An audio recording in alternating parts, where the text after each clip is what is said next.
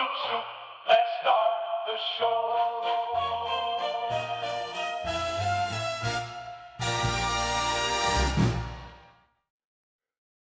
Welcome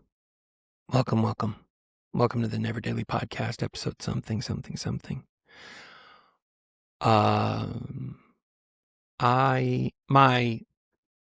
Sam's mom messaged me the other day and was just like, "Hey, have you talked to Sam lately? Like, how's he doing?" I was like, "Yeah, I talked to him. He messages because he edits some stuff for me for some podcasts that aren't 11:59." And so, we message back and forth as he goes through the edits. And I was like, "Yeah, no, things are cool." She's like, "Yeah, I just feel like he's a little down. Like he just edits. Like he edits and then he goes and gets with his buddies and they go like downhill mountain biking, and his new interest is dirt bikes. And his buddies all have dirt bikes. He doesn't have one. And he's like, he wants to save up for a dirt bike, like a 220, 250, 250. something like that. And he's just new into it, right? But he's got some great buddies, and they're very good to him, and they like share their bikes with him, and he goes rides with them and stuff, and he's like really into it. But she was like, "Yeah, I just feel like like he needs some Sam time," which is what we call it when us two get together. And so I was like, in my head, I don't know what had happened. Like maybe I had taken my vitamins just at the right time or pre-workout or something. I was like, I know what I'll do. I'll ask him if he wants to take me on that 8-mile hike that he took me on like a year ago, which almost broke me because I basically have been at a laptop for a decade. And then I just decided I'm going to go hike Mordor. Yeah. And it was really bad. But I thought that might tug at his heartstrings. Maybe he'll be like, "Heck yeah, I do." So I messaged him. I'm like, "Hey, do you want to go hike Wilson Trail? And he was like, "Yeah, when?" So we went yesterday morning around 10 a.m. and I made it back. And I made it back in a lot better shape than I did the first time. But when you're on a 8-mile hike, you kind of run out of things to talk about. Yeah. Sometimes, and Sam's totally fine with that, but me. So I'm always like, "Did you know?" And Sam's like, he suffers in silence, so it's kind of hard to tell when he's like done with me, But as I do, I kind of wandered off into like a spiritual conversation at one point, and he was like, "Stop talking about that." I was like, "Oh, I'm touched a sorry. nerve. I didn't know we got, that you're uncomfortable with that." And it was interesting. I don't know if other people have this kind of creep up with their kids, but were conversations where like as a younger kid, it kind of breaks my heart a little bit. It's one of those heartbreaking kind of things where, at one point they'd ask you questions, it doesn't have to be spiritual, but just about whatever. And they'd ask you questions and you'd have a back and forth and they'd kind of learn from you. You felt like. And then yesterday was sort of like, "Stop talking about that." Yeah. And I was like, okay. It was weird. It kind of hit me weird, to have like a category of conversation. There's a couple. Like I'm glad he has his mom. She's amazing. And she's an amazing mom. And she's good for him in a lot of in a lot of ways that I'm not. And she can talk to him about girl stuff, but I can't bring up girls. I can't do it. He won't let me. He just cuts me off. And spiritual stuff's currently verboten. And I was like, "Oh, okay." Well, he's at that age where he's finding out more about the big, wide, and scary world. Yeah. And it's like, just the way he's raised, you get to a point where it's just like you're mostly just hearing your parents' beliefs and the things that they gravitate towards. Yeah. And then for some reason they feel kind of like let down or disappointed. It's like, why didn't you tell me about all this other stuff? And like that eventually when they turn, like 30, they go, oh, my parents didn't tell me about all that other stuff because it really didn't pertain to their life. You know what I mean? Like Yeah. it's not like it's just stuff that, wasn't on the top of their mind. So why would they tell their kids about it? Because being an adult's hard enough. But Right. then sometimes kids feel like, why didn't you tell me about all this stuff? And it's just like, because it didn't matter to me. Like, I was worrying about all this other stuff and not worry. Like, I don't have time to worry about everything. I think one of the hardest things the hardest, one of the most challenging balances is finding that balance between being a fellow human with Mhm. your child and what is a teaching moment. Mhm. And not everything, like you'll wear a kid out if you think everything is a teaching moment. Yeah. And sometimes I think if I ever find myself being challenged to make everything a teaching moment, it's because I feel nervous that they'll fall and hurt themselves, so I make Mhm. everything a teaching moment, like everything's a warning, everything's you're going to want to watch out for, you don't, if you go to a truck stop after 11:30, I mean, yeah, they've got the chocolate fountain mountain for $2.50, but when you go out in the parking lot, if you see someone in a bikini, that's a hooker. That's what we call a lot lizard. Yeah, everything becomes a teaching moment, and it doesn't have to be. I'm finding that was very hard. I got to be honest, that was really hard to have him go, stop Mhm. that, and just to be like, okay. Yeah. Because you want to kind of circle back. You want to be like, hast thou turned thy heart and mind away from their God, thy God? And you wanted to like do something or say something. He's had an interesting road with it though, like his own kind of spiritual discovery. Like he had a ton of questions as a kid, and I would say he had, he's got a good head on his shoulders. I Mhm. think he's been taught proper principles, and we've kind of helped him to see, hey, here are the principles, you govern yourself. Yeah. We'll be there along the way. But one thing that happened that kind of hit him sideways, I think, is he had a friend who, super smart friend, graduated high school early, went to Mhm. college early, put his head down, just career, bam. Kid's like 20 and he's already 32, Yeah. And I think Sam looked up to him in a lot of ways with regard to those things. But for like a minute, this kid was going to become an evangelist. So he went to like a pastor school, Mhm. and Sam and this kid hung out all the time. And I think as it happens, especially when you're kind of young and you're really fueled by something, just look at college campuses. Yeah. They hear dying children and women in a part of the world, and suddenly they get on Amazon and find that flag, Yeah. and then they wear it on their head. Mhm. Like, it doesn't take a lot to make them super amped about something. Yeah. But evangelists is especially they've got a different take, a little bit of a different take than we do. But one of the summary judgments that they have is that Mormons are going to hell. Yeah. And so this kid just was excited about his belief and where he's headed and everything. And so he was just very, very adamant. He's like, Sam, you're going to hell. I don't want to see it. You got to Mhm. snap out of it. And Sam translated it a weird way. He didn't translate it like, maybe I should question my faith.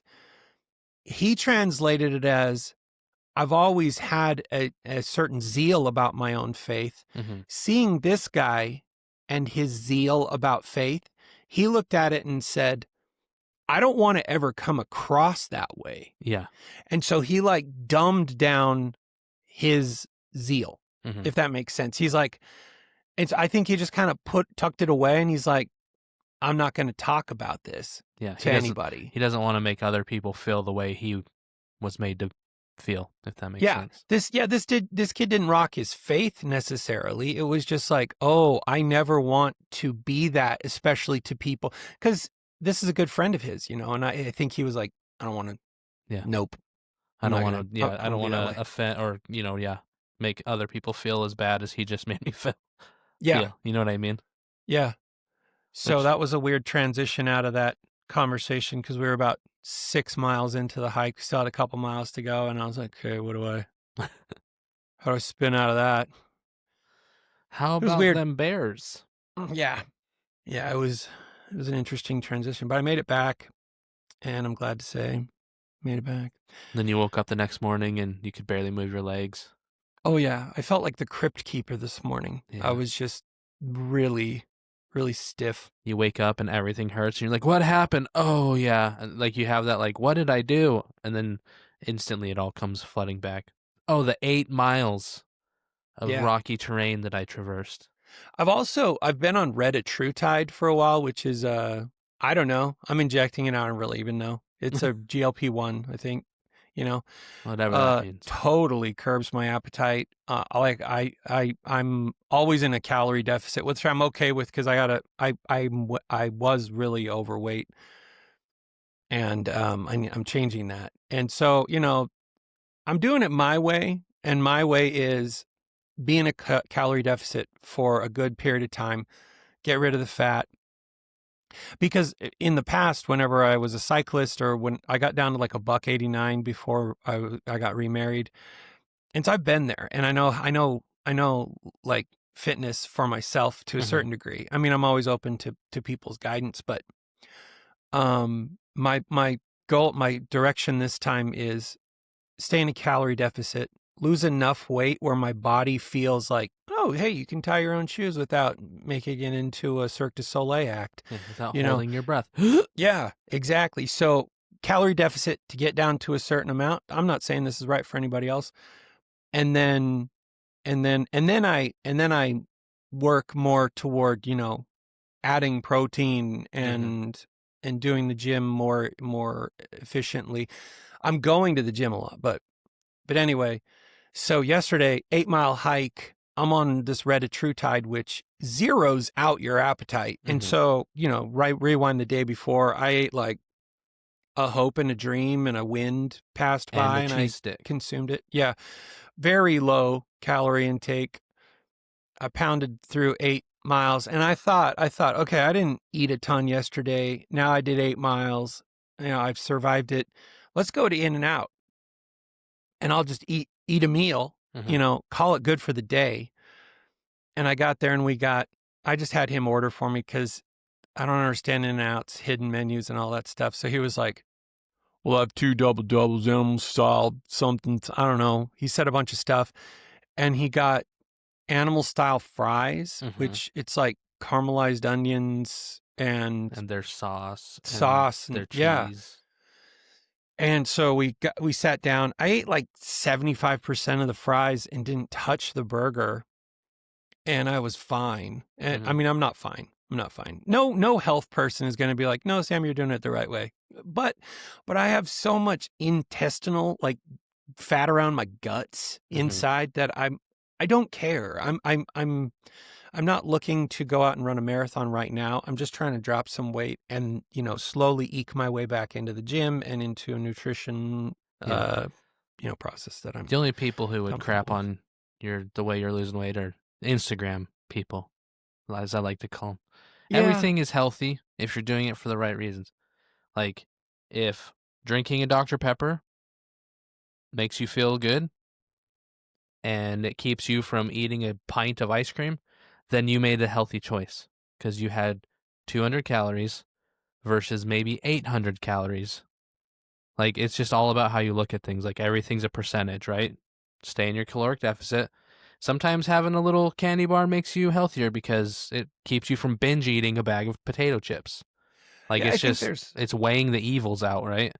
Because any fad diet, any diet where you cut anything out, it causes issues in your brain. Like, yeah, I don't like the elastic effect of going whole hog on something and Mhm. then getting tired of it and you just ending it. rebound. Yeah, you rebound way harder. Like, Yeah. it's just Yep. how it's how your dopamine works. It's how, because you're just denying dopamine, and then all of a sudden your brain's like, I need dopamine, and then you always overdo it. Yeah, it's like my sister said, when I got on methylphenidate a long time ago, and I'm not on it now, but she was like, change your routines Mm-hmm. during that first 2 weeks, because after the first 2 weeks, you're just high and doing the same dumb things you Yep. always did, and then it gets worse, Mhm. and then you're not as high, you're not as level, and your routines are all the same as they were, so you just wasted. So I think it's routines, it's finding, it's slowly and simply replacing small things, like you said. I mean, no doctor is going to say eat a party sized, a fun sized Snickers, instead of this. They're not, they'll tell you, no, we'll just skip the Snickers. Mhm. But I think of things from as a fat person. Yeah. And I think a lot, the gym is full of trainers who are type A and Mhm. have always been, and it does not does not compute to them why somebody doesn't just get up off the couch, and Mhm. but a fat person that has become a trainer, they get that a little more, I think. And so, they look at somebody who's like, "Oh, I didn't come to work out with you today, trainer, at the gym." That fat person that's now a trainer is like, "Hey, you didn't lose the game." Mhm. It's like telling an addict that they didn't lose their progress because they stumbled again. That's gonna happen. And so Yeah. it's just a matter of, I think, steady by jerks is a Mhm. great way to look at it, I think. Yeah, it's like, because I'm not a candy person. I've never bought candy. Like, I might buy like a pack of red vines every once in a while, but I'm not like a candy bar person. Like, I literally, it's probably been 10 years since I bought like a candy bar in any shape or form, right? Mm. But when I was doing what was it, the caveman diet, Hmm. all I wanted in life was candy. And I'm just like, I don't even like candy, but I would see candy and go, I want to buy that and I want to eat all of it. Yeah. I just want that so bad. And like, I was just like, I don't like candy. Why is my brain doing this? And so yeah, it's knowing how your brain works. And yeah, if a fun size Snicker keeps you from going and ruining your diet, like, eat that 35 calories and have your little dopamine hit and then go about your day. It's not the end People of the get so world. confused between fat loss and weight loss, Mm-hmm. and the uncontested truth is fat loss comes if you stay in a caloric deficit. Mm-hmm. And in order to do that, you have to know or have a pretty good idea of what your body consumes calorie wise in a day in its current form. Yeah. And beyond that, I'm out. I don't know. I don't understand stuff. I'm not going to say I'm a doctor, but what I do know is if I can figure out, maybe with my doctor or someone that can help me gain that insight, where am I, where is my body sitting at its total calorie consumption in the day? If I stay in a deficit, meaning I eat less than that, I will lose fat. Mm-hmm. That doesn't mean the rest of my life's okay. It Yeah. doesn't mean anything. Like you said, I mean, if 2,500 calories is a healthy, let's just say 2,500 calories is a healthy consumption for my day. There's a million ways to get those calories. Mm-hmm. But if I go to a calorie deficit and I'm eating 900 calories of Snickers bars, it doesn't convert the same as 900 calories of something else, but you're still in a deficit. Yeah. So another thought I've had lately, this is kind of a wild thought, but if you think about your body consuming fat for energy. Like I was sitting there, I was doing something. I'm like, my brain uses a lot of electricity. Mm-hmm. Like I've seen it before, and I don't remember the studies, but it's like this is how many watts your body is using it all the time, so it needs fuel. Yep. And I was thinking about that, and I was thinking how wild it is to think that if you don't give your body food, it'll use fat as its energy source. And then I got to thinking about it, I'm like, how good is fat for your body? Like I started thinking about that. Like I wonder if you laid it out and said, if your body's consuming fat, here's the nutritional benefit. Like I've never heard that before. I've never heard anybody say, if all it's got to work on is visceral fat, here's the nutritional benefits of visceral fat for your body. Because if you think of it the other way, and if I just ate visceral fat, the health community would be like, no, stop. But if I'm in a caloric deficit and all it's got to eat is visceral fat, I'm not saying I seem to be okay. Yeah. But it makes you wonder, like, what are the nutritional benefits if your body's eating itself? It's kind of a wild thought. Yeah. There was a college professor, nutritionist, who just because he got sick and tired of like getting in fights with his students about things, because they were all Instagram following the influencers and stuff. And he's like, hey, check this out. So he went and had a full body workup done, full blood, everything. Okay. Then he ate nothing but Taco Bell for 2 months. Oh, yeah. Right. For 2 months, only Taco Bell. But he's like, my goal is to lose weight. So here's these are the calories. So he was eating everything on the menu, like not just the quote unquote healthier stuff.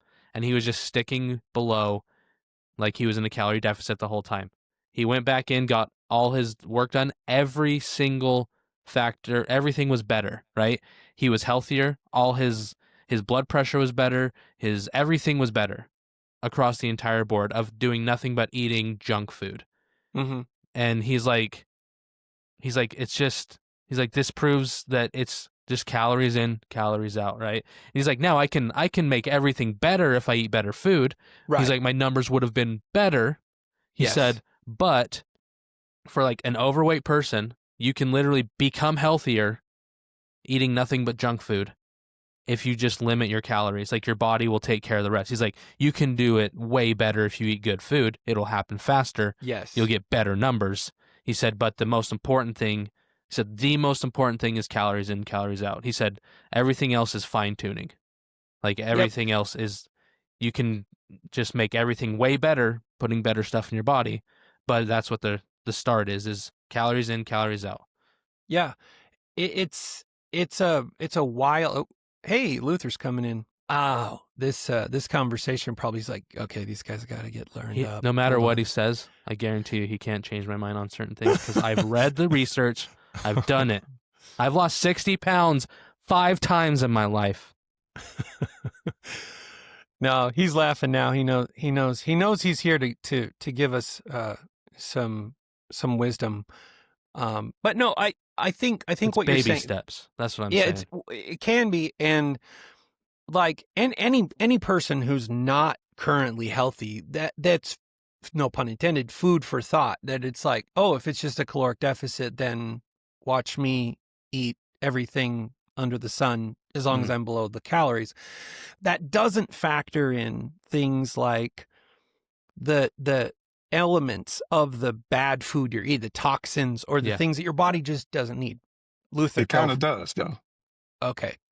So there's a guy who ate nothing but McDonald's at a caloric deficit.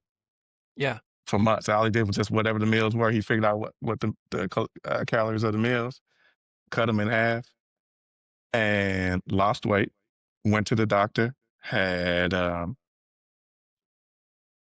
lower triglycerides, like all of his levels were in perfect shape, eating nothing but McDonald's. Yeah. So just being at a caloric deficit does help in and of itself. When I asked to join, I was like, yeah, that's slow. And then now everybody's coming in. Now they're all coming. Well, anytime you got to No. bounce, you let me know.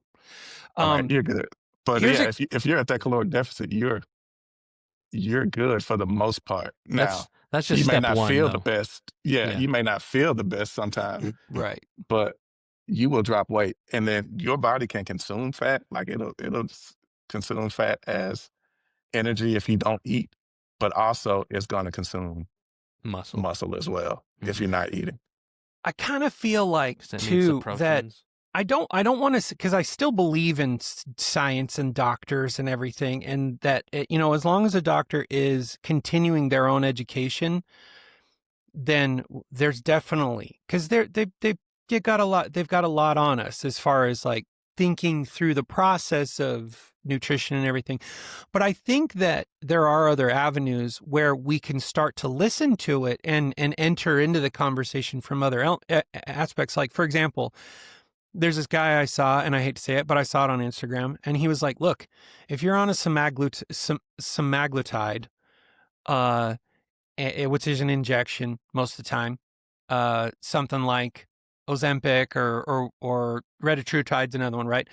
And then he just starts kicking out all these like crazy things I've never heard of. But he's like, if you take this one myostatin with it, then you will lose more weight, you'll lose more fat, and neutralize the amount of muscle loss that you would normally have just if that's all you did and you weren't in the gym. And then he was like, but if you add this other myostatin to that stack, he's like, you will gain as much muscle as you're losing weight, fat. And I was like, what? So I reach out to my brother, because my brother's been doing this for a while. And he's like, my brother's kind of interesting because he lives in like a neighborhood that's like chock full of doctors. He lives in that kind of a neighborhood. So, he's got friends that are physicians and everything. And he said, yeah, it's actually crazy. My brother looks like He-Man right now. Like the last year's been a total conversion, and he's really into this stuff, right?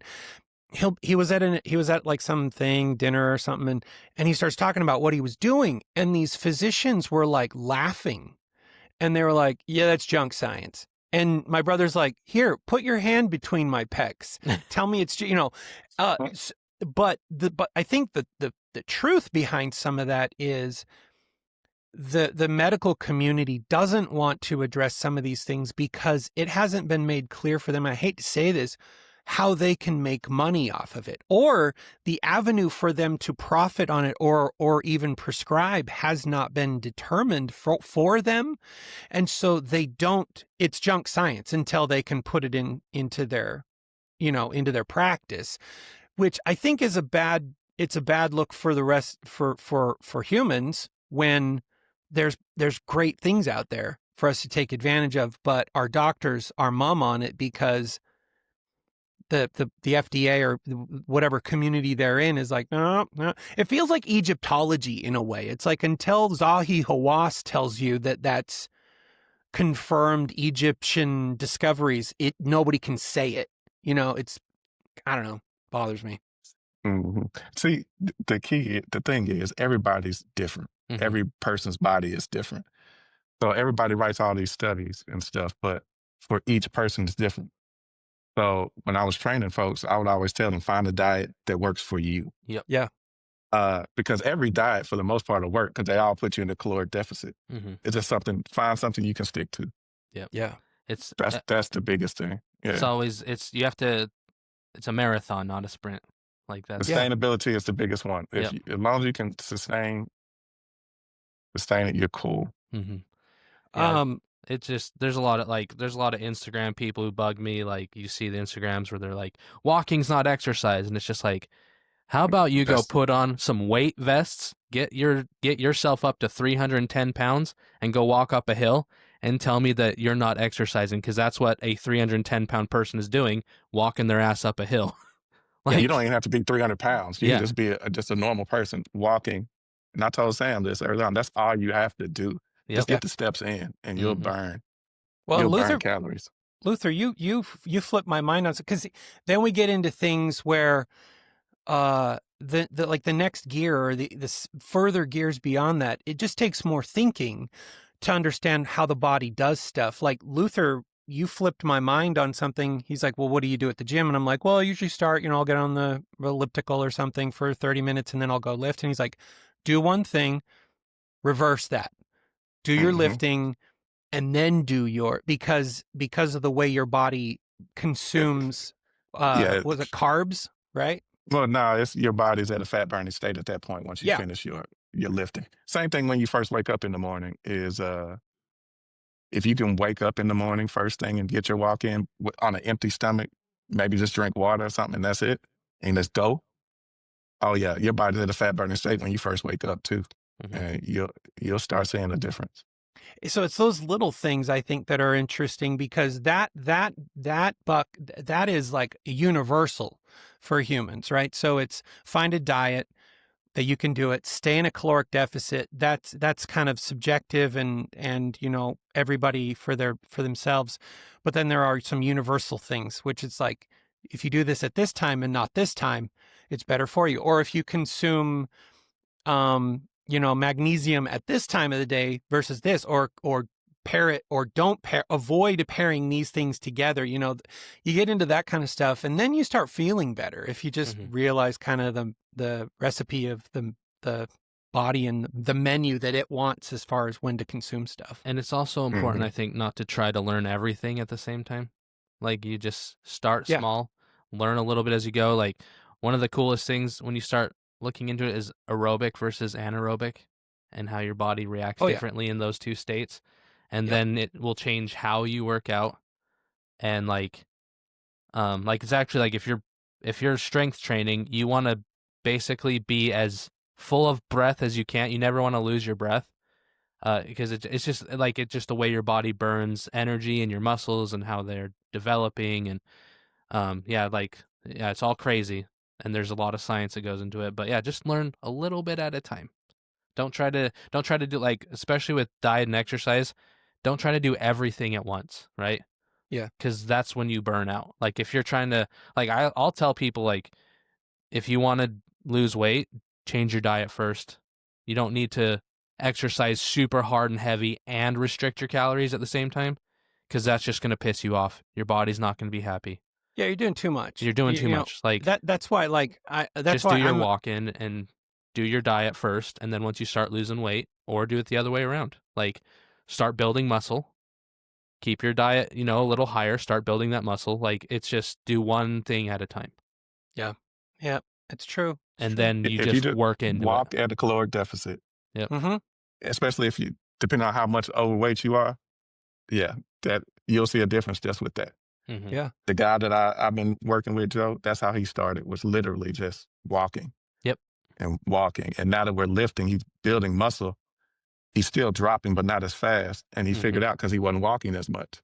And I told him, I said, your body has gotten used to you walking like 5 to 10 miles almost every day. So yeah, we're lifting. But now your weight loss is going to slow down too because one, we're lifting so we're adding muscle, but two, you're not burning as many calories as you were when you were burning fat doing all that damn walking. So we had to add that back into the mix. And then I switched up his workout. But yeah. I saw a big difference just between my visceral fat loss, when I was doing a lot of upper body and core workouts and very little leg. And then I added leg day twice a week and my visceral fat loss like skyrocketed because I'm using big, giant muscles during those workouts, so they're bigger batteries or bigger engines consuming energy. Anyway, I'm sure this has been just so enlightening for everyone that showed up for. But Luther, one more thing. And you can leave anytime you want, or you can stay. I don't want you to feel you're your own man. We know you'll leave when you want. But I am really enjoying the Kimbo Slice beard that you got going on. Oh, it's been here. It's just I kind of grew it up a little bit, but yeah. I guess I haven't been on the camera with you in a little while. It's glorious. So congratulations. Appreciate that, sir. I appreciate that. And one last thing, put it in the chat. Since you're on that GLP-1, if nothing else, you need to keep your protein high, just Yeah. so you don't lose muscle mass. Mhm. Yeah, Because muscle mass. that's what's going to happen with you not eating it as much. Is you're going to lose muscle mass if you're not keeping that protein high. So Yep. if you can try to get your body weight in protein and grams of protein and match it up, you should be good. Yeah, I learned that pretty quick because the weight was coming off really fast. I was like, I didn't feel like fat wise I was losing, and then my brother's like, oh well, you're losing muscle. Muscles. I'm like, shoot. Your body So, yeah. breaks it down. It's a funny dance, but I don't know. Once somebody's ready and interested in doing it, that's the funny thing. I want to get down to where visually I look different and people are like, man, okay, what have you been doing? And then I want to have like some just a stack of like really dumb things to say, like, oh, nothing changed. I just started eating overnight oats. Something stupid. So it's all prayer, Just started reading more. It's the weirdest thing. Charlotte Bronte 3 times a day, and look at me now. That was one of Or my Emily favorite Bronte. scenes from Parks and Rec. It was after Chris Pratt went and did the Guardians of the Galaxy movie, and he like got shredded, and he used to be like pretty chubby, and he comes back after his little hiatus in England on the show, and they're just like, dude, you look amazing. He just goes, all I did was stop drinking beer. And that was it. That's all they said about his whole weight loss thing was all he did was stop drinking beer. I love that guy. My favorite one of him, I think about it all the time, is the outtake of him talking about wiping when he was going to the bathroom. And he's like, but it just never stops. Like every time I wipe, it's like I'm wiping a marker. It's like I'm wiping a marker. That would have been in. Fun like times. His thing was they'd always do the scripted scene. Every scene he was in, they shot twice. There was the scripted scene, and then they would just let him do what he wanted to do. Like he would ad lib the whole scene, and they said 80-something% of the time they chose his ad libs. Well, that's funny.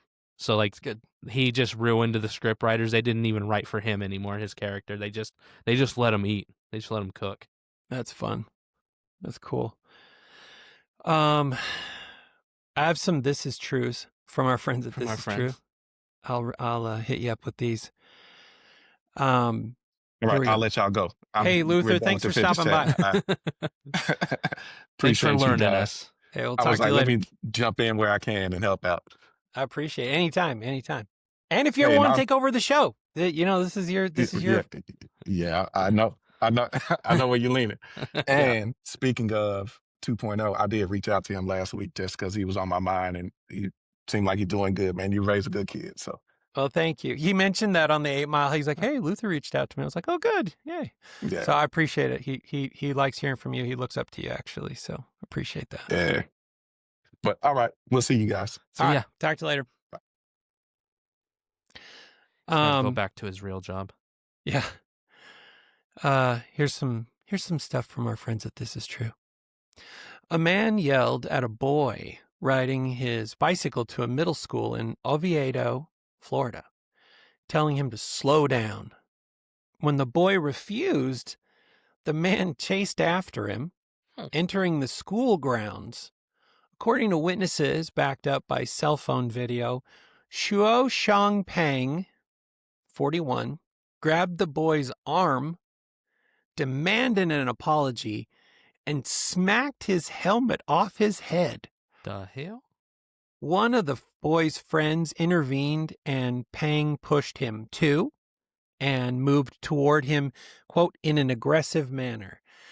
That's when school security arrived. Pang, a professor at the University of Central Florida's optics lab, was arrested, charged with 2 counts of battery and trespassing onto school grounds. UCF put Pang on leave. I have to say,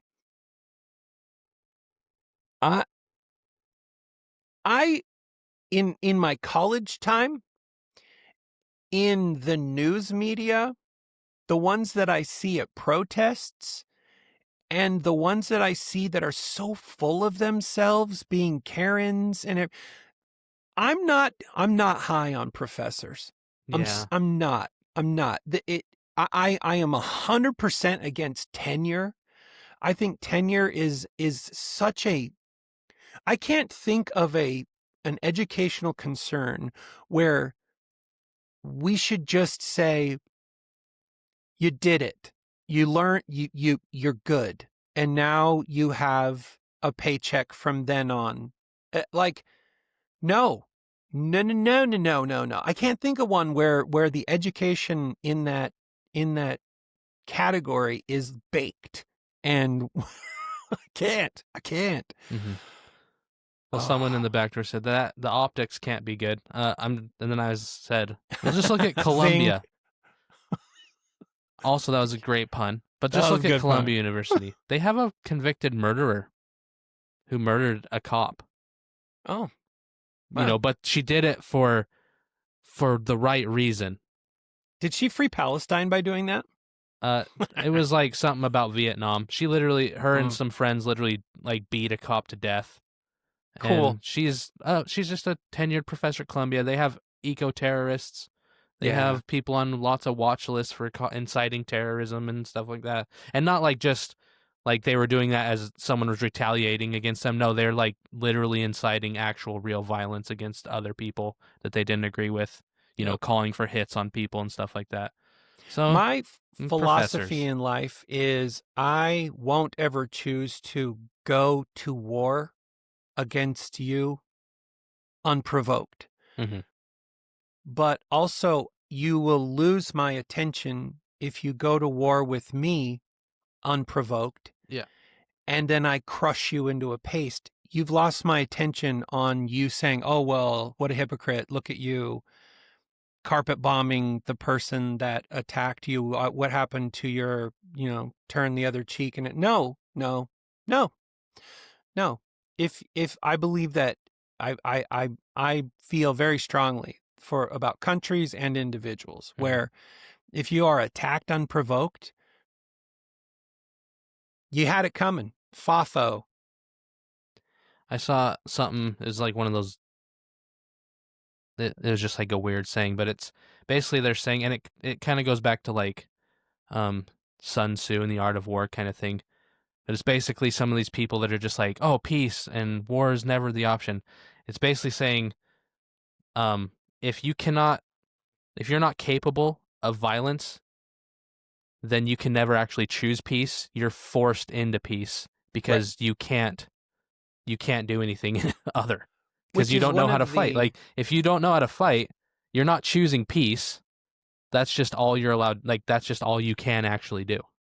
I think that's one of the damning poison pills of the now, I think, way overdeveloped feminist movement was this arm twist that men should forego their masculinity, and that the equation for men should be not only should you never be violent, but you should be never perceived as having the potential to be physical or violent or deadly or dangerous or have those fundamental capabilities inherent. I think that's a misstep because somebody's got to, and we're built for it. But to your point, that doesn't mean that you are violent. But that you have the capability.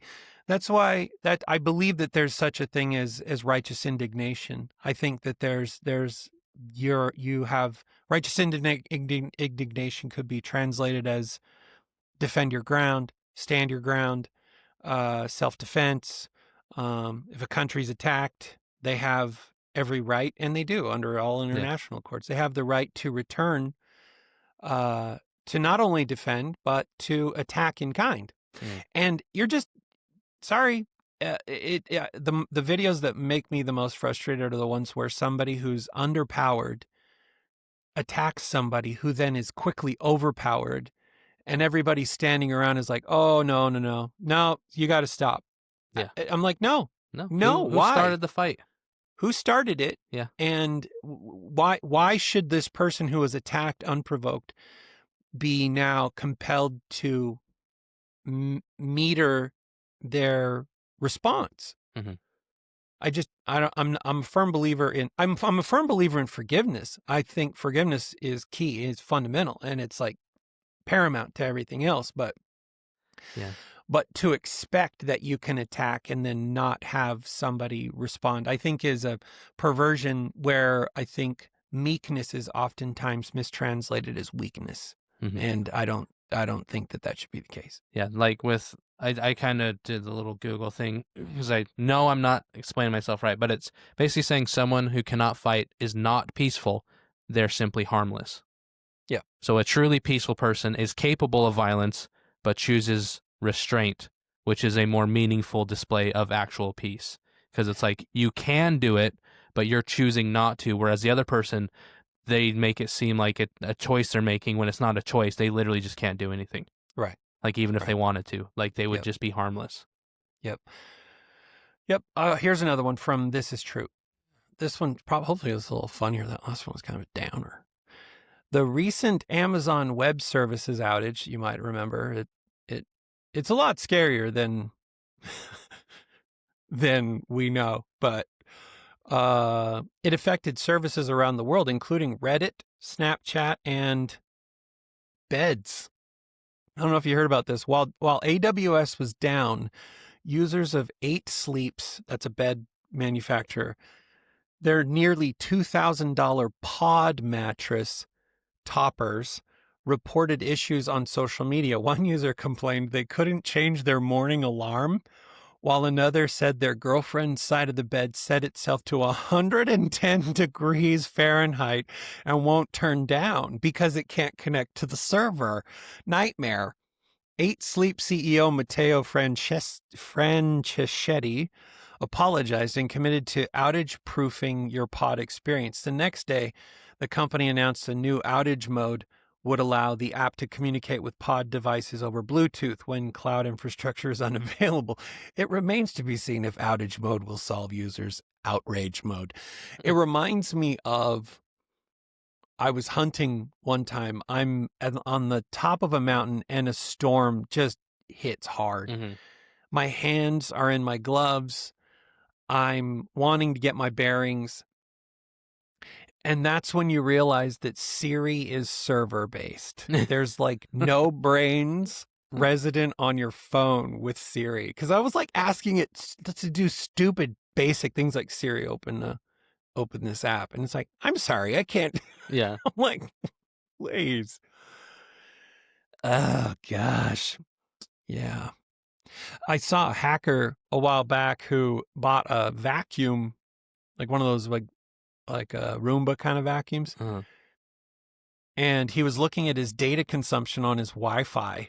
And he was like, why is my vacuum consuming gigabytes of data a day? It's 'cause it's mapping out your home.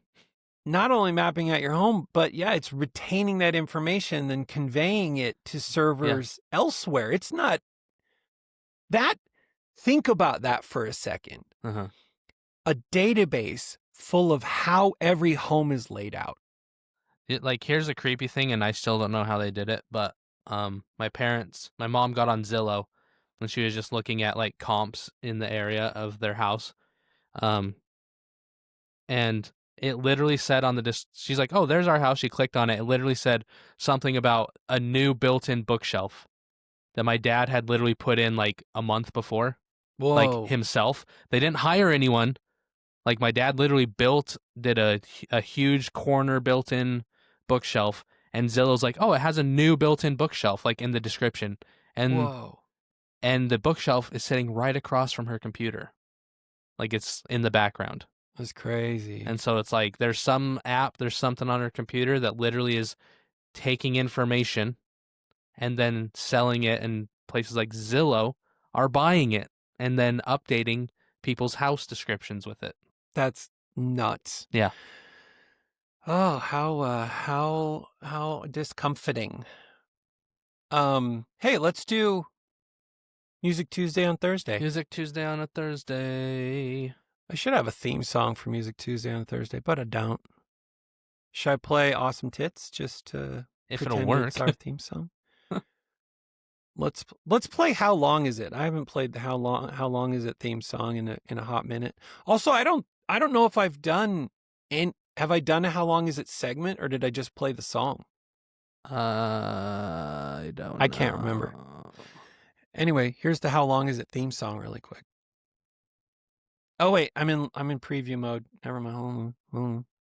This will also be a good test as to whether or not our videos are going to work today. Yeah. Maybe. Who knows? Here we go. You can keep your width and other crappy physics. This segment is all about how long is it?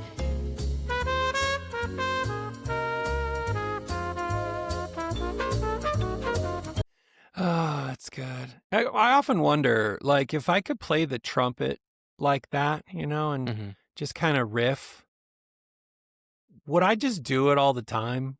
Would I just Yes. yeah, I think I might. Also, though, the trumpet's, that's a precarious instrument because it's shrill. Yes. It's loud. Gotta get that dampener on there. Yeah. Yeah. Oh, Okay, before I let's- forget, I didn't Yeah. know bass harmonica was a thing, so look that up sometime. Bass They're harmonica. like this big. It's like imagine like a huge monster book playing that. Whoa. Isn't that huge? I didn't know that was a thing. Wow. That's big. I saw a video of someone playing one, yeah, and it's seriously like it's not even just two harmonicas stacked. There's like more in between in the guts. Yeah. I would think that if you start dropping the register on a harmonica, it might start sounding like an accordion.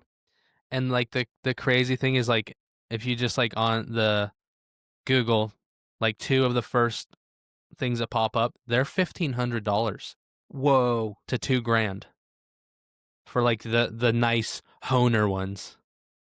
The Honers. Yeah. Fun fact to know and share, harmonicas are a reed instrument, like the saxophone or the clarinet. Also, a fun fact to know and share: never play someone else's harmonica. Gross. Yeah. Yeah. Have you ever seen like someone who's like going like riffing on a harmonica and then you have to drain the spit out of it? Oh. Yeah, they'll literally fill up. I mean, just like any reed instrument, they fill up with your spit. Like that's Well, also, a couple things. Like at one point I was like really into Blues Traveler when I was younger, and I was Mhm. like, I want to figure this out. So I got like a Mel Bay Learn Harmonica book, you know, and everything. You're blowing and sucking Mhm. and tonguing. and tonguing it. Yeah, you have Like- to plug holes with your tongue, Yeah, you're like all over that sucking, thing. blowing, Yeah, tonguing. it's like public display of affection if you're really good at it. There's your OnlyFans right there. Yeah, it's like it's a camera inside of the harmonica as you play it. Yes. It's just mouth noises. Whoa. Okay, what'd you bring today? So for the musics, I brought a song.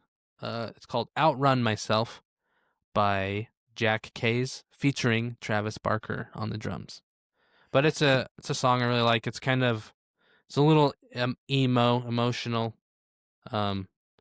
but yeah, it's a really good song. I really like it. Makes me feel things in my chesticles. So you have a tendency to bring artists that are like from a band, but they're doing a thing. So is the lead singer, is Jack Kays, is he from another band? No, he's just him. Like he's the band. He's the performer. Okay. And then Travis Barker just is on the drums because I don't know why, but like half the songs I've seen lately, it's like featuring Travis Barker. Like he's just playing drums for everybody apparently. Huh. Right now, so that he's in that part of his career where he's just playing drums for everyone. That's fun. Well, Yep. he's good too. Yeah, He's he is good. All right, here is, what's it called? Outrun Myself? "Outrun Myself" by Jack Kays.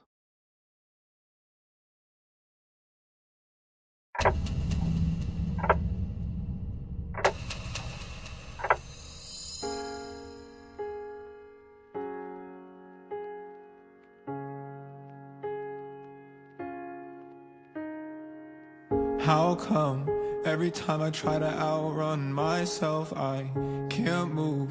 Feeling like I'll never make it to the other side. Choking, can't breathe in, so I just close my eyes. Broken, try to rebuild, but I'm so dead inside.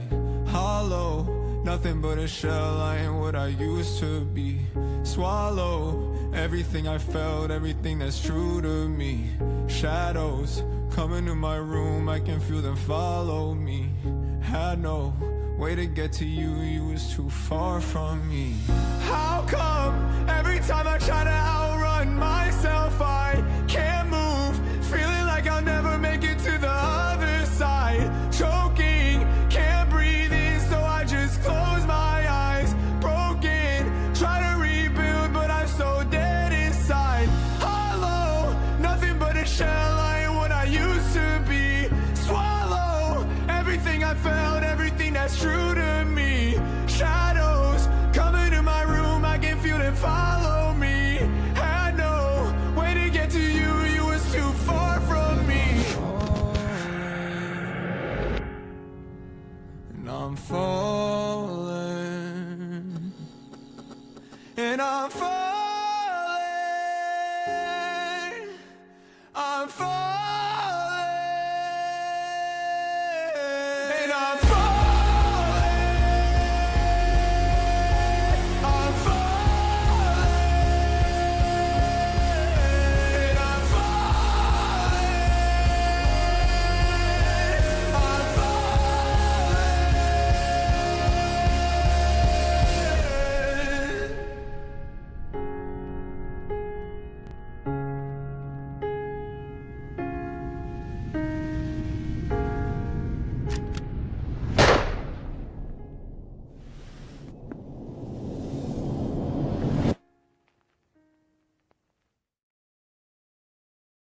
And that's it. Is that a gunshot at the end? Yeah. Well, that, and if you look, like, if you can't see the music video, he shoots himself. Like, not like suicide, like there's another version of him standing behind himself. That's Oh. who actually pulled the trigger. Like, it's kind of Like artistic. I'm shooting the dead weight Yeah. or something. Yeah, so it's like him standing behind himself, and then yeah, that's a gunshot. Okay. And yeah, it's a really good song. It's kind of, like I said, it's a little emotional, very emotion-filled song. But on the flip side, I don't even know why they credit Travis Barker with that, because I'm pretty sure I could have played the drum part in that for the 15 seconds that it played. Yeah. But yeah, Well, I still a think great song. it's called Vehicle to Visibility. Yeah. Is what I think that's what that's called. Well, cool. Thanks for bringing that. But yeah, he has some other songs like that too. He's just a pretty good artist. So I think I've said this before, but Spotify is a bit of a odd bird when it comes to us putting songs in. mhm.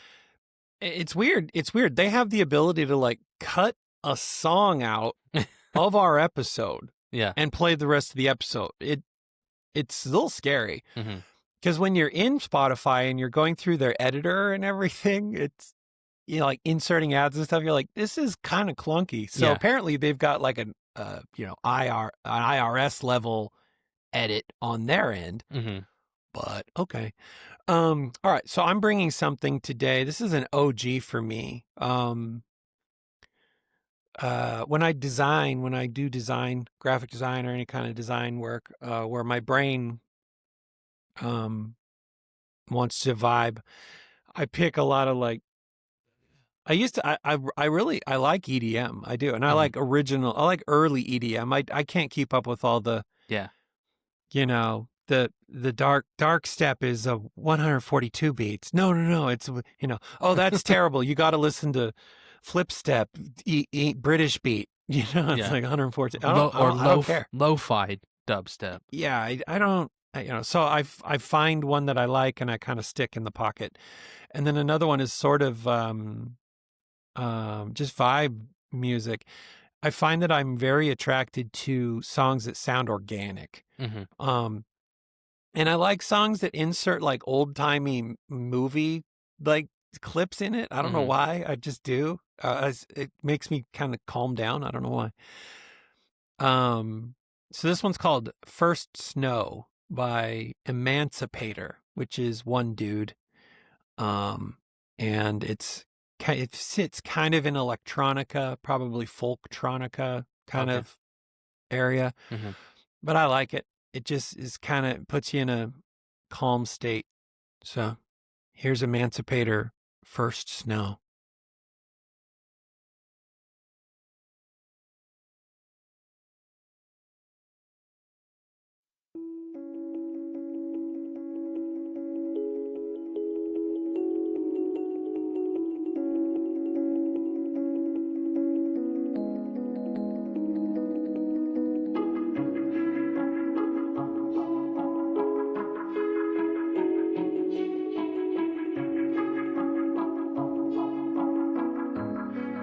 Well, like this.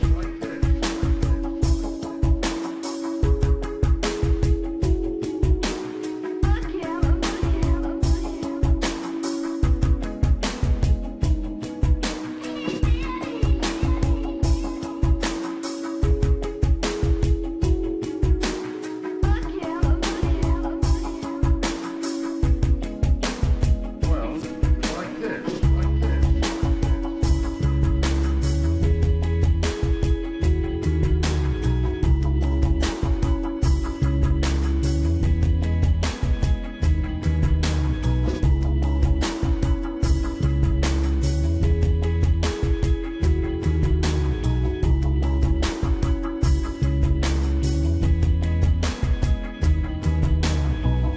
I'm bundled.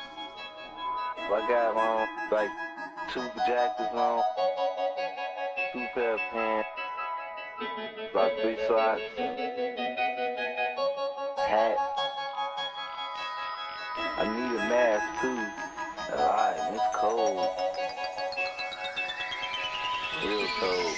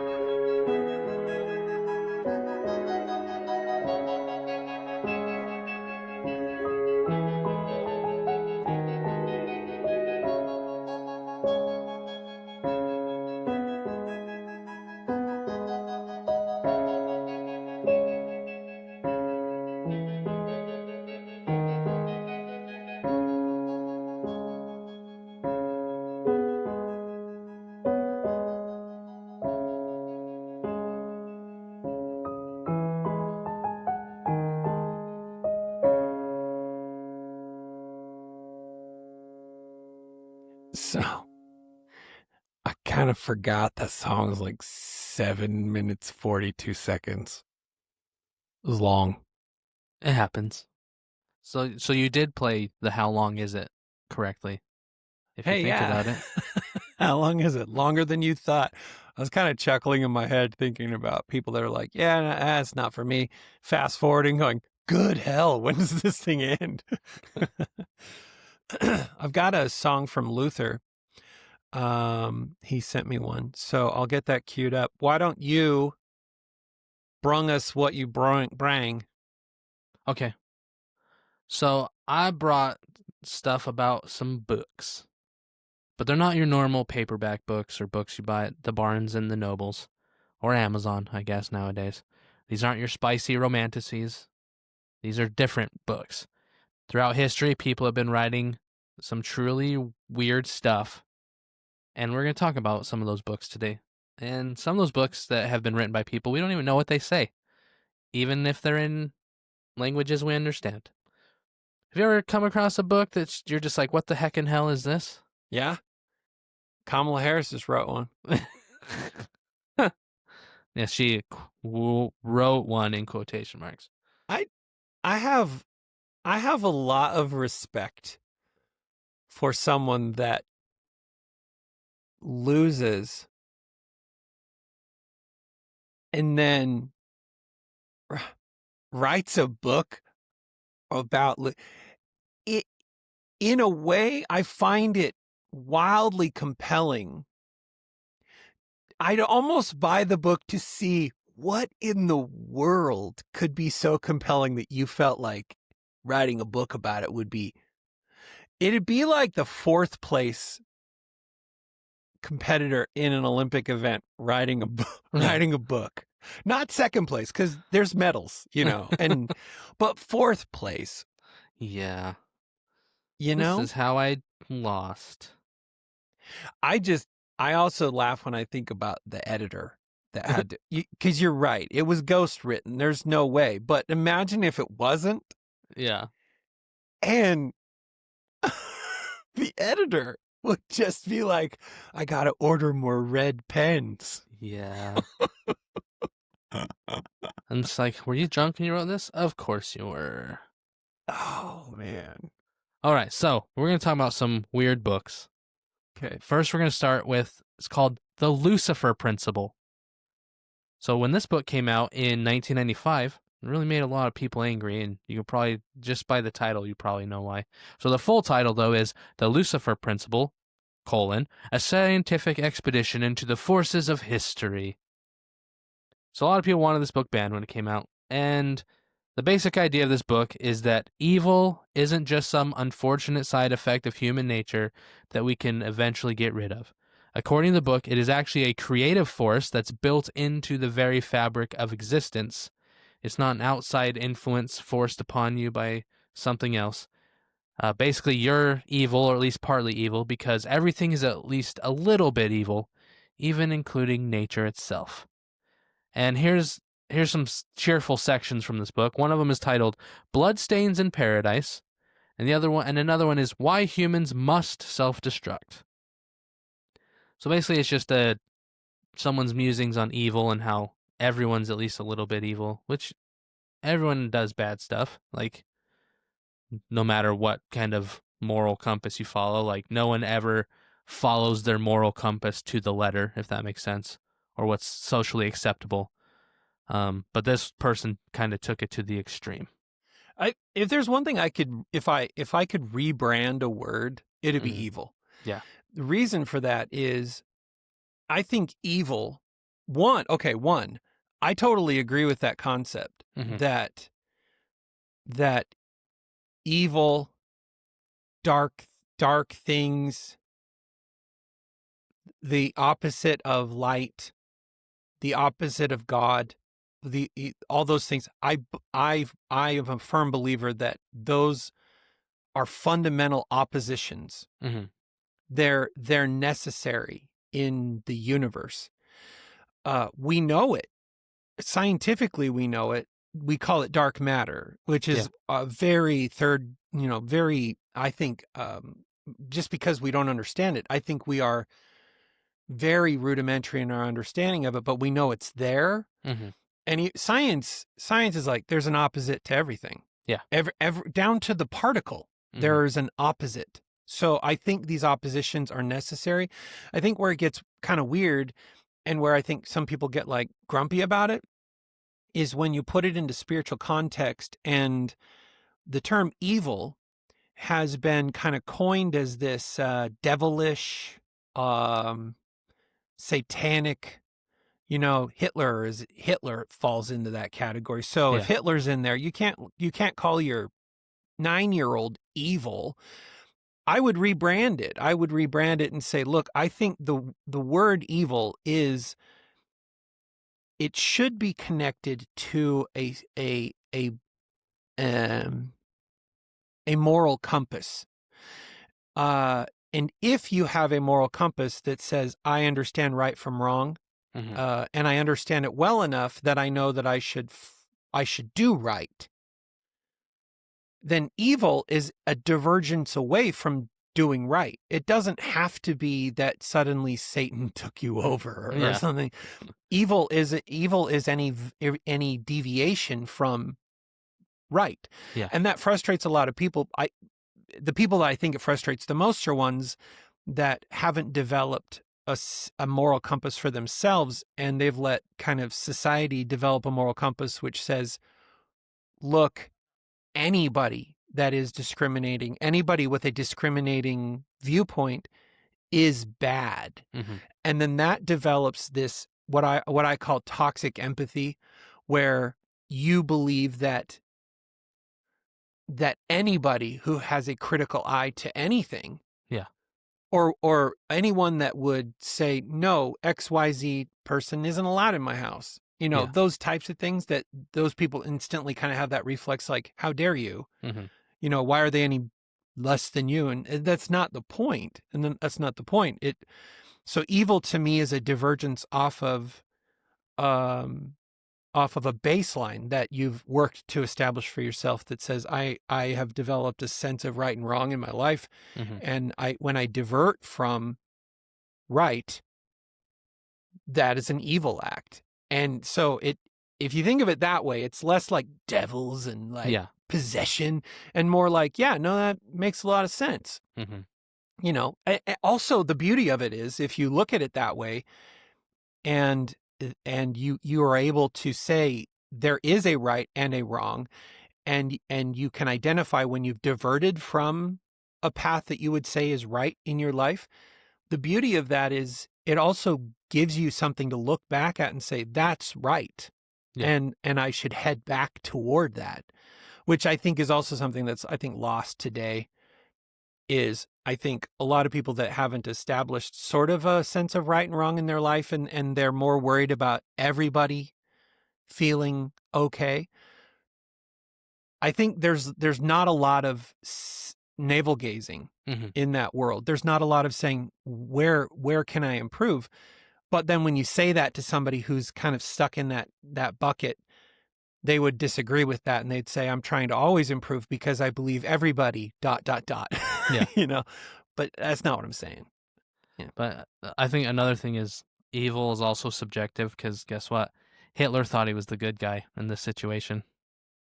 You know what I mean? Yes. Like he honestly Yeah. thought he was the good guy in that situation, and Yep. that he was fighting against the bad guys. So like you have to remember that it's like, yeah, like that's just, evil is very subjective, and we can talk about evil all day. But What's the movie that Quentin Tarantino did about World War II? Inglourious Inglourious Bastards, Bastards, right? yeah, Um, what's his name? Christoph Waltz. Uh-huh. Christoph Waltz, right? The guy the German. Mm-hmm. He was on a talk show, and the talk show host was saying, "You play that man so well. Like what did you have to do to channel that kind of evil?" And he literally had a confused look on his face. Yeah. And he's like, "What do you mean?" And he said, what did you have to do to focus down on that and act that evil? And he goes, he wasn't evil. Yeah. And that's when you get it. Mm-hmm. That's when you get it, that evil isn't, very few people would wake up feeling like they want to act evil. Yeah. And there's, You know? there's like a term for that too. Like, can't remember off the top. It's literally like, it's like the Joker from, Batman, the Christian Bale Batmans. It's like some people just want to watch the world burn. But it's like those people are actually very few and far in between. Like the people who just want to do bad things because they're bad things, or seen as bad things collectively by society. Yes. Like those people are very, very few and far in between. Most people think they're doing what they think is right. And so whether or not, Anti-villain. yeah, The anti-villain. Yeah. That they think that they are, stories play out, and those are the ones that are kind of maybe the most perplexing to us, is the anti-villain, the one that is a villain, Mm-hmm. But they think they don't that see they're themselves as a villain. Yeah, they think they're doing the right thing. Yeah. And so, yeah. All right. So next book, less about evil. This one's just weird. So this is called the Ripley Scroll. This one's from the 1400s, written by a guy named George Ripley, who lived from about 1450 to 1490, which is, back then, that was a long time, like, for a person to live.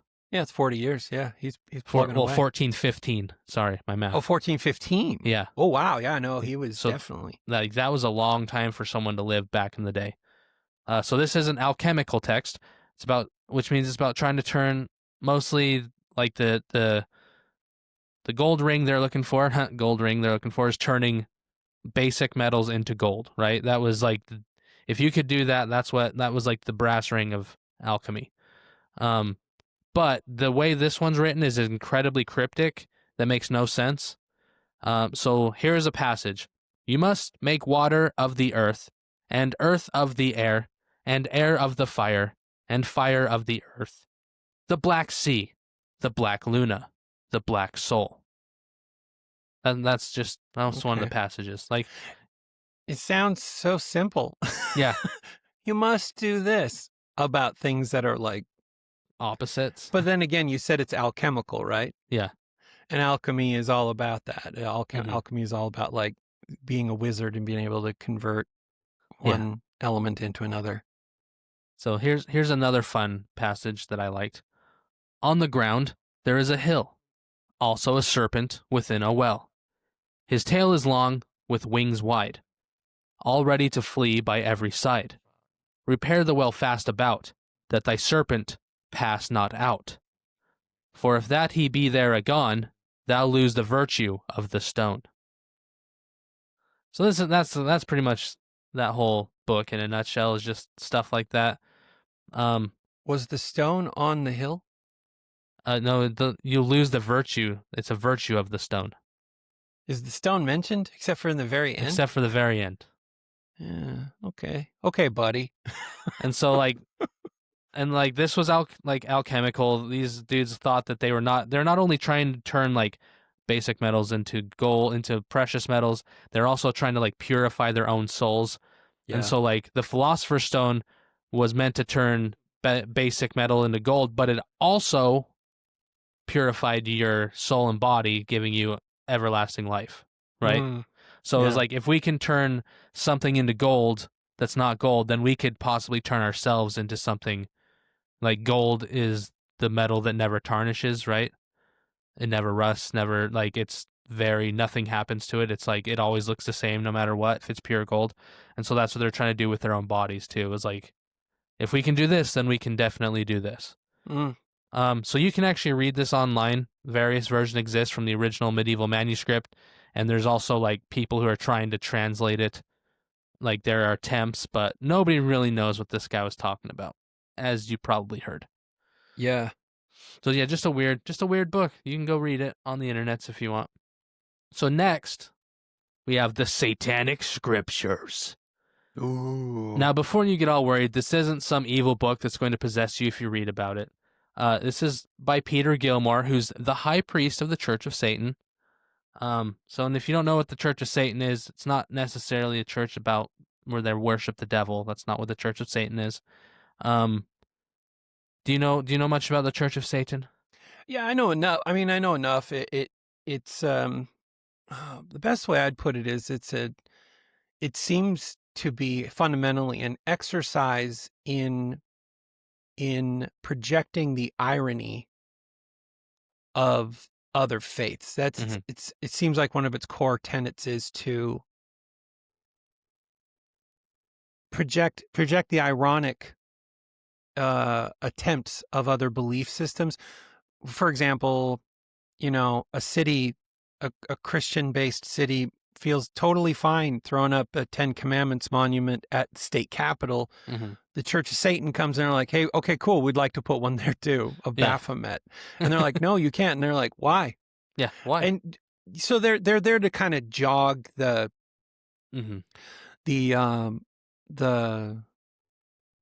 balance, I guess. Yeah, a little bit. Like a lot of them will say that it's about radical individualism as part of it too, like being. It's funny. It's funny that they say that because the founder. That's what they say. The founder kind of runs into some obstacles with that being. And and then the other thing is rejecting traditional moral structures. Like For I think, sure. Like I think like one of their things is like if you talk to like someone who's not super into the Church of Satan, like what they usually tell you is like they just want you to question everything. Like that's part of it is just questioning everything. Like kind of like you say, like if it's okay to put up the 10 Commandments, why is it not okay to put up something else? Like it's just like it's like it's just pointing out like, hey, why are you not questioning this but questioning this instead? Like why don't you just question everything? And I question the logic in that if everything is neutralized, then there isn't, you can never find a baseline. Yeah. So I'm all for, I think all of us should, there's a journey for each of us, and that journey is questioning and investigating for ourselves. Do you remember when the podcaster that I had on the 911 calls, the guest host that was from Church of Satan? I can't remember. I probably would, but my brain's drawn a blank. Nighttime podcast. Oh, okay. Jordan Bonaparte. Yeah, at the time, at least. He was a member of it. I don't know if he is still, but one of my favorite people in the world. Yeah, actually. So yeah, this book just kind of goes on. Like there's some correlations that it points out. Says he compares people to black holes. Some are more powerful black holes that draw others in, and then there's other smaller black holes that are basically pulled in by larger black holes. Like there's a lot of weird symbolism in it. It says other people, like some people are parasites. Like it's just very what would you call that? There's a word I'm looking for. My brain is not thinking about it, and I sound like I'm dumb. Just people who don't care, like at all about anything. Anarchist, apathetic. Or nihilist? Yeah, nihilist, like just there's a lot of stuff about like how people should be more apathetic or nihilistic and stuff, and that's what the book says. So like you can read this book, some chapters online, for free. It's just a book that it's a very controversial, right? And it probably contradicts itself, probably on purpose too, like just to point out, like you're saying, like the ironies in some things, like the Bible contradicts itself, quote unquote, and there's reasons for that, and there's scholars will explain it, but it's just a book that I think he wrote to push people's buttons, and it does that. Sure. Yeah. And it works. So the next book we're talking about is another old timey book, the Rahonk Codex, and this one's just a weird book. So it showed up in the 19th century, and nobody can read it. Not a single word. It's not written in any known language, and it's not just an ancient language that we've lost track of. Like, this is the only example of this writing. Like, it hasn't been found anywhere else. And some people even think it was written to be unreadable Mm-hmm. on purpose, which is like, why? Like, that, a lot of people just like, why would you write something? Like, why would you make up your own language and then never tell anyone else how to read it or anything? Yeah. You know what I mean? It's just kind of weird. Scholars and linguists and code breakers have all taken their best shot at this thing, and they haven't gotten a single word out of it. It's like the author created their own writing system and then took that to their grave, like I said. Showed up first in 1743 in Hungary at the Rahonk Library. That's why it's called the Rahonk Codex. I'm probably not saying that right. But in 1838, it was donated to England. An entire library of books were donated to England by the Hungarian Academy of Sciences, and this book was in there. Apparently, I haven't looked it up, but it's got really cool, beautiful illustrations in it. Like, it's not just words. Like, it's like gilded or whatever they call it, where there's like pictures and everything in it. And people have been trying to crack the code since 1840. And nothing. Nobody's been able to get anything. So some people think it's just like a hoax, or just maybe a crazy person wrote it. Who knows? And like, there's no Rosetta Stone to translate this thing. Like, nothing's been found in any other language that's like written in the same characters and stuff. Maybe Yeah. someday we'll figure it out, but not today. Really quick, I needed to wish a happy birthday to somebody. It's belated, but EB, our beloved EB, had a birthday on the 10th, and I don't know where my mind was, because it was one of those things where it's like, I don't know. Do you ever like go to another room with one intention in mind, Every day. and then you're like, why am I here? Like, Yeah. I sat down, stared you in the eyes, and I was like, are you ready to record? And it was like the first thing I was going to do. And then I hit record and my brain fell out of my head. That's So- me every day. EB, happiest of all happy birthdays. Happy birthday, EB.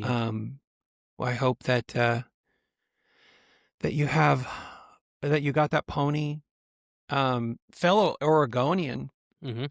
Chase. So I would wish sunshine, but we all know that's not going to happen.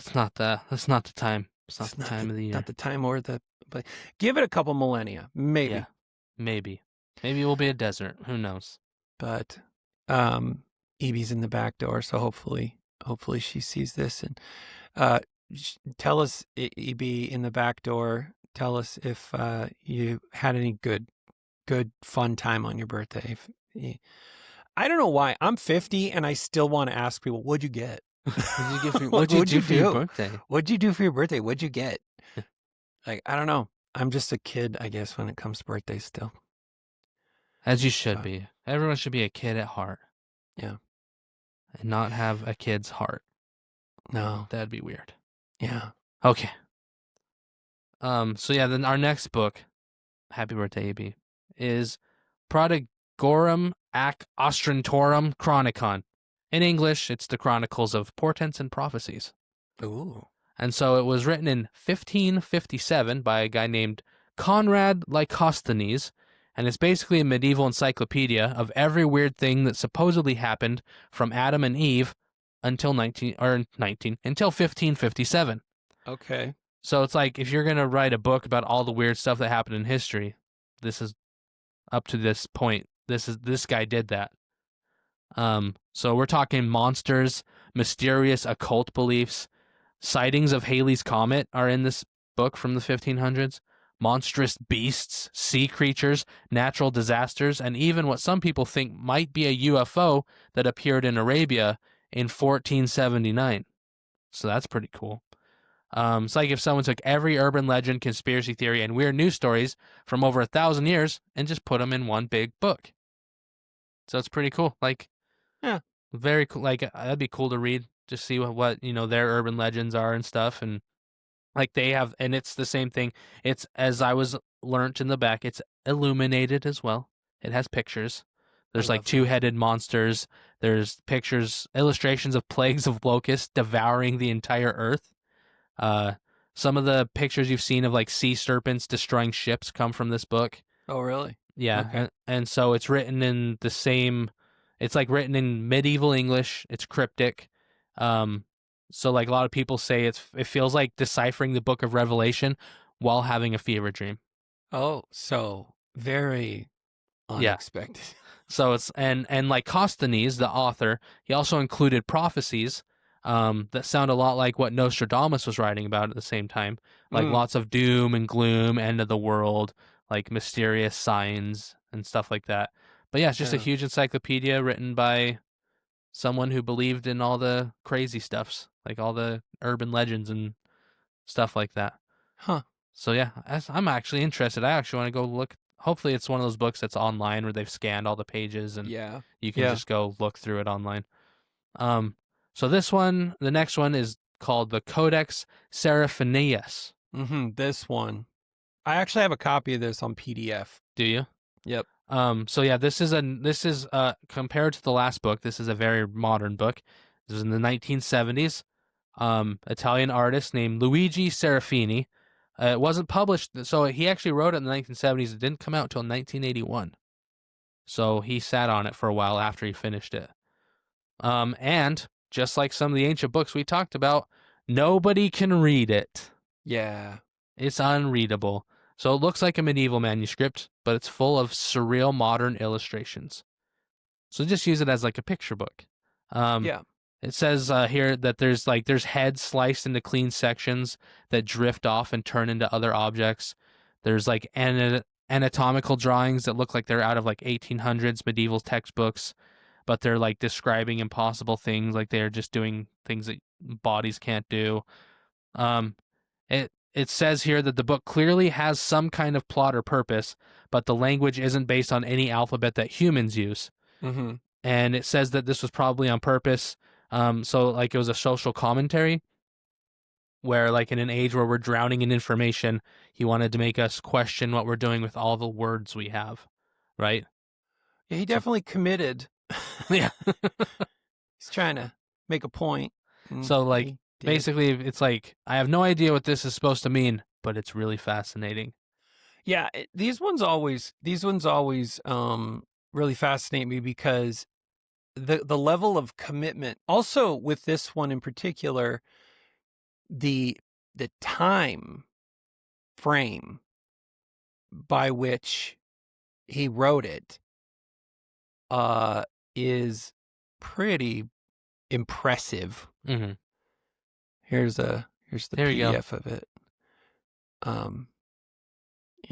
Every page. The really cool thing about this is every page has crazy writing, which they have analyzed, and they have identified that he's not just writing scribbles. That Yeah. that there is a form and function to the letters, the letter groupings, the same words, quote unquote words, show up throughout.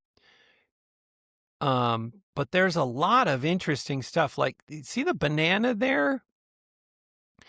That seems to me like a banana that my kid would want to buy at a gas station, where it's like, Dad, it's a banana. I'm like, yeah, but half of it is full of candy. Yeah. And they're like, but that's cool. So like, and then he's like, okay, what do I put next to the candy banana? I know, an orange with a safety pin through it. Or the apple that's half hollow with another apple inside of it. Another apple or a bleeding. Yeah. So it's like, what are you? Why? A Why pear are with you gunshot wounds. Yeah. So it's just chock full. 371 pages that just keeps going. There's like weird animals and landscapes and half humans, half aminals, and Yeah. So it's crazy. There's a lot going on in this book. yeah. So a lot of people say it's more of an art piece than it is a book. I agree with that. But that might be the point. like another thing people are saying, like, in a world where everything has to be instantly understandable and consumable, here's something that forces you to like actually examine the entire thing. Yeah. Like, it makes Yeah. you slow down and just go, what the heck is this? The cover's interesting. It's like a metamorphosis of two people like mating, and then they slowly convert a la Kafka into a human alligator, Yes. as you do. That's- As you do. Yep. If you do it in the missionary position, you might turn into an alligator. You Maybe might. that's what he's just trying to tell people. Who knows? Yep. All right, so then we'll do maybe one more. This is Okay. called the Nag Hammadi Codices. This one has the potential to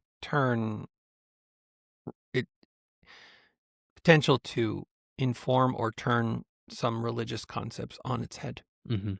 So these books, just a little history. They were buried in the Egyptian desert for 1,600 years approximately, is their best guess, before someone dug them up in 1945. So they're a collection of early Christian manuscripts that got buried because apparently some early Christians didn't want the other early Christians to read them. So like, just like, today we have different, like not every Christian church is the exact same. Like there's a bunch of different flavors, and that's how it's always been. So they, like, early Christianity wasn't as unified as we might think it was. There were different sects with different ideas about Jesus and what his message meant.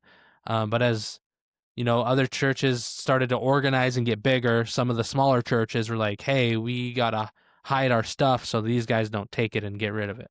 Yeah. And so the Nag Hammadi Codices, it's 52 different texts in 13 leather-bound volumes.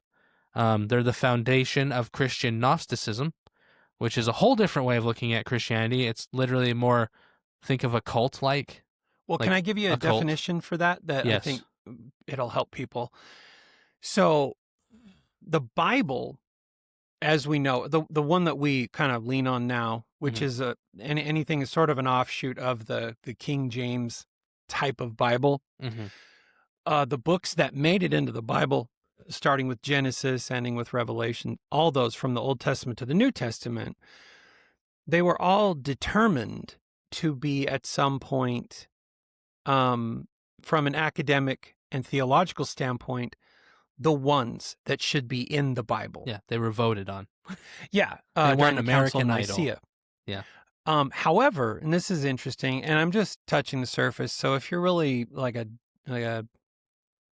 scholar Bible on nerd. this, I'm not trying to impress you, but at the time, this like gives me goosebumps a little to think about this, because at the time that they are assembling the books, and a lot of these, remember, like none of the, like in the New Testament, for example, none of the writings that made it into like Matthew, Mark, Luke, John were written or were even extracted from transcripts from the time. Mm-hmm.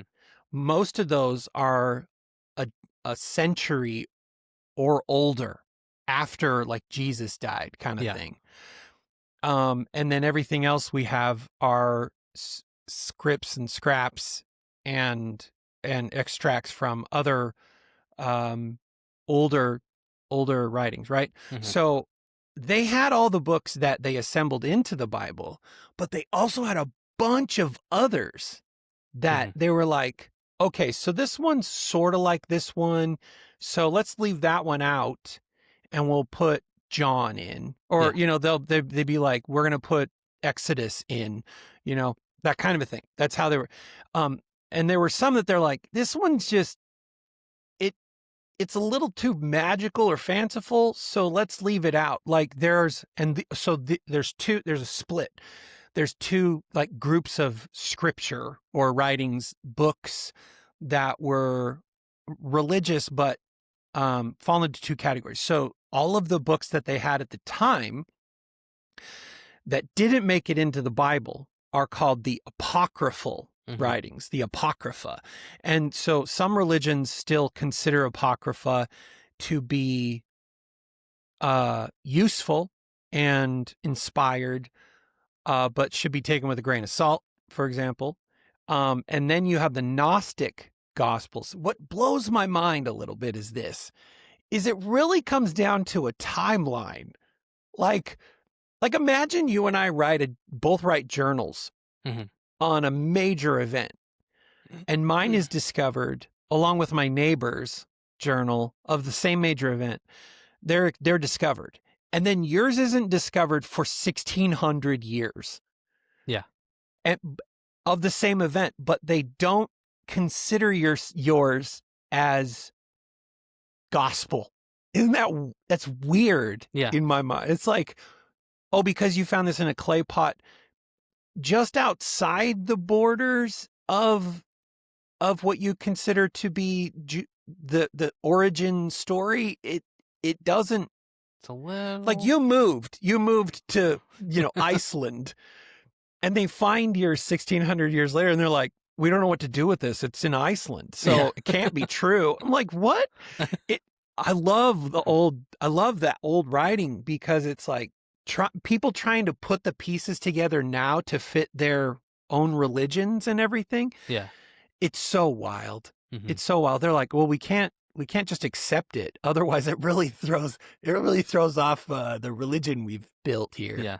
It doesn't completely match with what we have. Or it does, but Yeah. they just don't.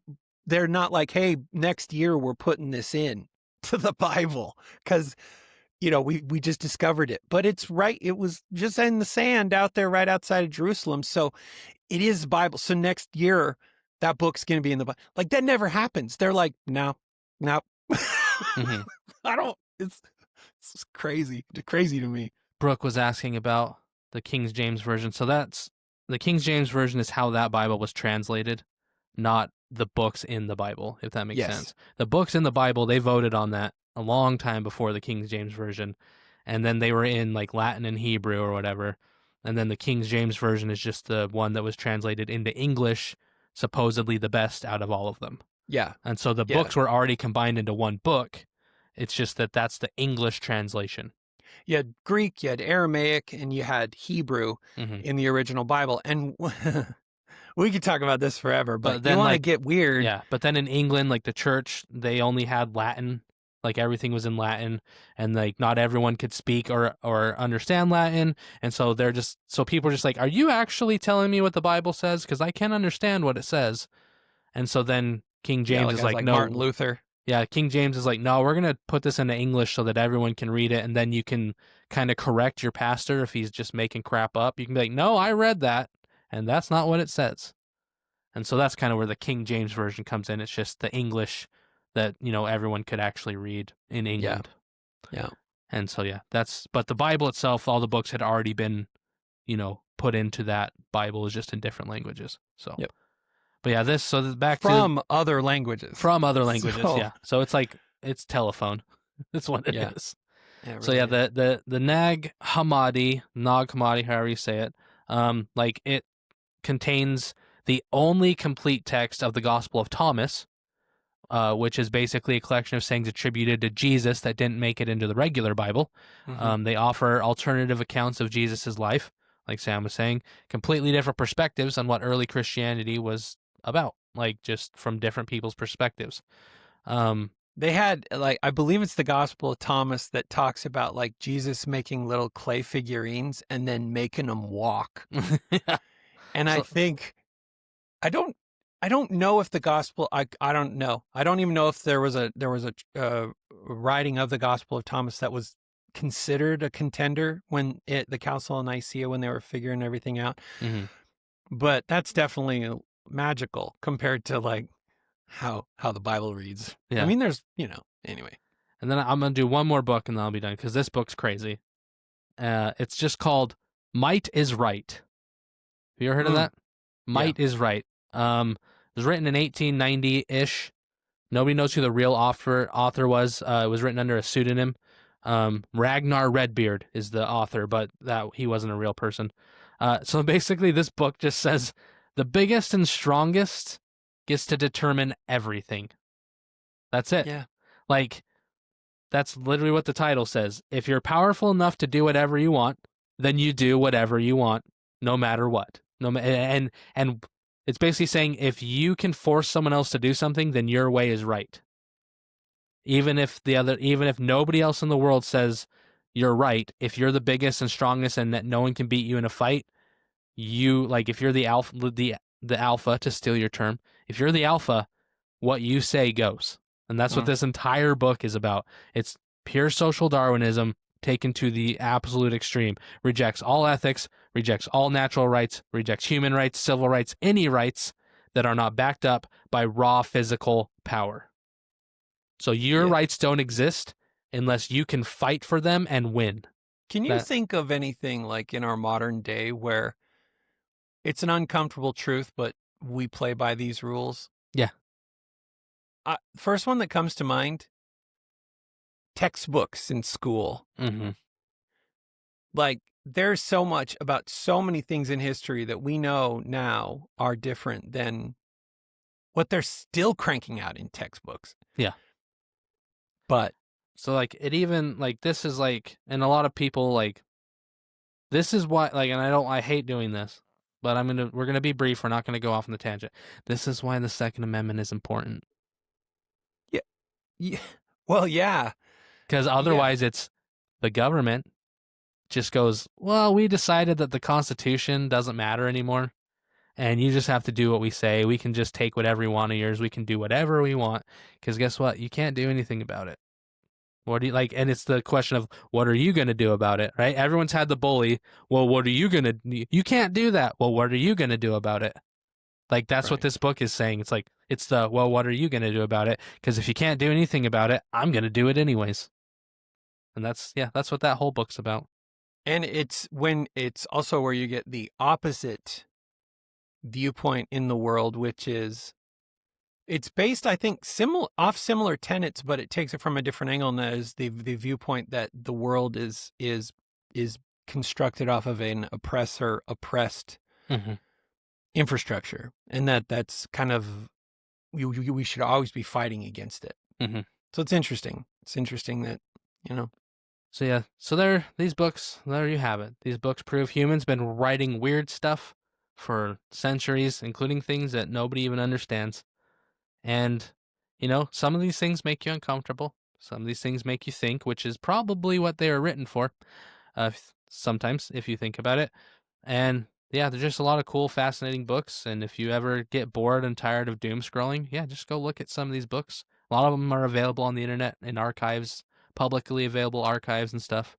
So, yeah, just cool stuff. A lot of cool stuff out there. There's no reason to be bored. For sure.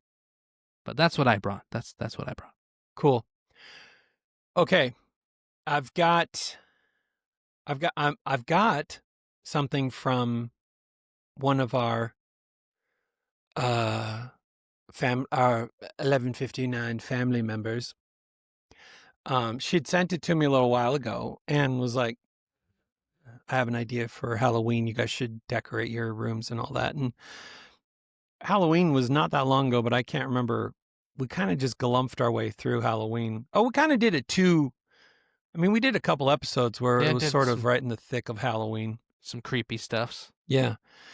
So Apex Erica, dun, dun, dun. The one and only, sent me a creepypasta that she wrote. And she has permitted me to read it. So I'm going to do that now. It's called The Friend in the Closet. It started innocently enough. One day, Emma found her 2-year-old daughter, Katie, sitting in front of the living room closet with the door open. She assumed she was mischievously getting into the board games, as she had 1,000,000 times. As Emma approached, expecting to see random game pieces strewn about, she heard Katie talking and giggling, but couldn't make out any specific. She knelt down next to her daughter. "What's so funny, honey?" she asked brightly. "My friend," Katie replied in her familiar southern twang Emma loved so much.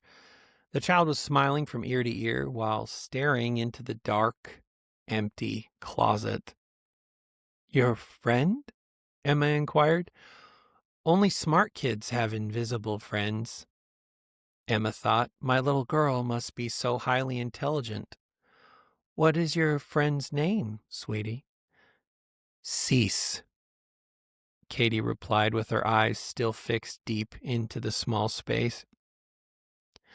That's a strange name for a 2-year-old, Emma thought, but decided not to dwell on it and resumed her household work and left her daughter to play with her new friend. That night, during dinner, Emma was excited to share the day's events with her husband, John. Katie, tell Daddy about your new friend, Emma encouraged. She leaned closer to John and whispered, our super smart daughter has an imaginary friend. Oh, did you make a new friend today, honey? John asked. Where did you meet them? In the closet, Katie innocently replied between bites of her mac and cheese. Oh, that's interesting. What's your friend's name? John continued. Cease, Katie replied, smiling. John froze mid-bite and dropped his fork. Emma's eyes shot to her husband. Her alarm bells rang loudly as she watched the color drain from her husband's face. John started at his daughter. Without warning, he started peppering Katie with strange questions. Katie, what does your friend look like? Is he small like you? No, Daddy, he's really tall, Katie replied, oblivious to her father's change in demeanor. Is he big like Santa Claus? John asked. Katie giggled. No, Daddy. Emma couldn't take it anymore. Her hand shot out and grabbed John's arm. What is going on? You're scaring me. John slowly moved his gaze to his wife and replied, Before I met you, I had an uncle who died. His name was Cecil, and everyone called him Cease. Emma was in a state of shock. She was having trouble processing what John was telling her. She'd never heard of his uncle before, so it wasn't possible that Katie had. They decided to proceed with the evening as usual and go over to John's parents the next day to talk to his mom. Emma got no sleep that night. She tried to process what this meant over and over, but nothing made sense. The night drug on for what seemed like an eternity. Emma quietly crept into Katie's room and watched over her daughter. Katie was sleeping so peacefully. Emma felt more calm being close to her daughter. Eventually, sleep overcame her as she drifted off into the rocking chair. The following morning, John and Emma took Katie to John's childhood home and explained the story to his mom, Alma. She said nothing, but disappeared into the back room of the house. A few minutes later, she brought her box of old family photos. Alma laid several pictures on the table. Only one picture included Cecil. Alma and John knew this, of course, but Emma and Katie did not, or should not. Alma called her granddaughter, who had been playing with her grandpa in the living room. Hey, sweetie, look at these cool pictures with me.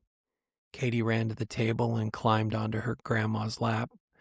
As she looked over the photos, touching each one, her face brightened and excitement settled over her. An eerie quiet fell over the room, all eyes glued on Katie as she turned to the empty seat at the table. Giggling, Katie said, Okay, I'll ask. Katie turned to face her grandmother. Cease asked if you have the picture where he and Grace fell in the mud puddle. Alma stared at her granddaughter, then slowly looked at the empty chair. Emma grabbed John's arm for balance, even though she was already sitting. Who is Grace? She asked. Without taking his eyes off his daughter, John replied, Grace is my aunt. She doesn't come around much anymore, which is why you've never met her. She was his wife. The end. Ooh, Yeah, it creeped me out. that was very creepy. That reminded me, one of my best friends, he used to live in this house that was like really old. It was the birthing house in town for a really long time. Oh wow. And so like a lot of people died in that house. Like a lot of people died in that house because, just childbirth back in the day was not as what it is today. And so in his room, it was like a big room, and he had like a TV, and he would play video games in it, and his parents would hear him talking all the time, and they'd come in and be like, "Who are you talking to?" And he's like, "Oh, my friend." And there was a rocking chair in that room, and they're like things would move whenever he was talking to his friend. Things were moving. The rocking chair would move because that's where he said his friend liked to sit. And he just was just like, "Oh, I'm just talking to my friend," but they're, and he'd turn around like, "Oh, they're not here anymore." Like, oh, they were just here a second ago, but they're gone. And they're like, yeah, stuff would move around in his room all the time when he was talking to his friend. And so, and he still remembers it. He's like, yeah, he's like, it's creepy that I think about it now. He's like, but I never felt scared. He's like, I never felt afraid. Like they were just there. Like, he's like, it was like they were part of the house. Like, it wasn't like it was some stranger even. It was just like they were there, and we just acted like we knew each other. Like we just talked, and they'd ask me some questions, and I'd talk back, and that was about it. Weird. Yeah. Ugh. Yeah. I don't know about things like that. Like it creeps me out. Mhm.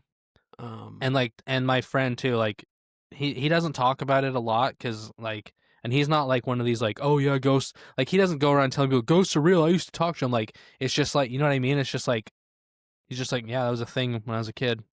yeah. Like it just happened. Like I don't know. It's just like I don't know how to explain it. I don't like. He's not like into all the supernatural stuff and ghosts and goblins. Like he's just like, yeah, it was just a thing that happened when I was a kid. Just part of my childhood, I guess. And that's it. Like that's all. That's all he says about it. That's creepy. Erica, you slayed it. That was great. Thanks for sharing that. Thanks for letting me read it too. It's been a little while since we've done a creepypasta kind of thing. Mm-hmm. Okay, here's what I brung today. I got a story about some balls. Long before there were dinosaurs or even like multicellular life, we had mineral-laden waters percolating through volcanic sediments in what is now South Africa's Wonderstone mines. So slow dance of chemistry began during that time. So in these unseen depths, they formed something unthinkable. They formed small spherical stones that are lined and banded, and they're nestled inside dense pyrophyllite rock. Fast forward to the late 20th century, and deep inside what now is the Wonderstone mine near Ottosdal, miners' pickaxes strike metal, and they chip away at the ancient rock, and what rolls out are near-perfect spheres, often with parallel grooves spinning around them. Like imagine like a spinning top, like a top Mm-hmm. that has grooves around its hemisphere, but they'd be parallel. They seemed like cosmic cricket balls, kind of. So miners gathered these orbs in confusion. So word spread really quickly, and spheres they're too precise, they're too symmetrical, and too alien in their form to be natural. And their surfaces some are darkly metallic, and some have these curious stripes on them. They just made the miners really uneasy. So the whispers started. Are these man-made, maybe? Ancient relics or something else, maybe? So museum curators and journalists, they pick up on the tale, and stories start to circulate of these spheres that allegedly spin on their own inside vibration-free display cases a claim that dazzles conspiracy theorists and UFO chasers alike. And some assert that the orbs were crafted by a vanished civilization, or perhaps that they were like left by explorers from beyond the stars. Now, remember, these orbs were found hundreds of feet down in a mine. And so if you remove the effort of the miners from that area, these are just hundreds of feet down, embedded in rock, like not meant to be found, hundreds of feet into the earth in rock. It's crazy. So geologists like Bruce Cairncross stepped forward in the early 2000s. And so their curiosity is piqued and amused, and they can barely hide it. So they dismissed the wider claims, and they point to the sphere's formation as what they call mineral concretions. So these spheres, they argue, are naturally occurring structures formed slowly as minerals precipitate around a central grain in fluid-filled sediment. And they kind of grow outward over the ages, so they acquire their distinct banding from the gradual layering of material around their circumference. Kind of in a way, if you imagine like the earth creating pearls, like a oyster would, there's a bit of sediment that it wants to like stop bugging them, so it creates a secretion around it to build up. So these are pretty clean scientific explanations, but then photos start to circulate, and some of the spheres, uncannily perfect spheres, some are oddly deformed, and then you got fringes of the internet that keep the fires of mystery burning, that claim that these are out-of-place artifacts, windows to some forgotten world, or like proof that we've had alien visitations. Yeah. So imagine standing in that mine, though. You're the first guy there, holding in your hand a sphere that predates the emergence of life on land, and its weight and the grooves on it, it's got an impossible age. It all whispers this kind of riddle through the dust and the dark, suggesting that time itself did not move so simply as maybe we believed before. So imagine watching as you're one of these miners with your heart pounding out of your chest, as a museum curator places one in a sealed case, only to see, or so the stories claim, the spheres slowly turn without any cause. It's crazy. So all the possibilities, the boundaries of science and myth and everything starts to blur. So the latest developments in this are, as of 2025, the consensus amongst geologists is pretty firm. The spheres are naturally formed concretions. They're remarkable, yet they're explainable by mineral physics and slow geological processes.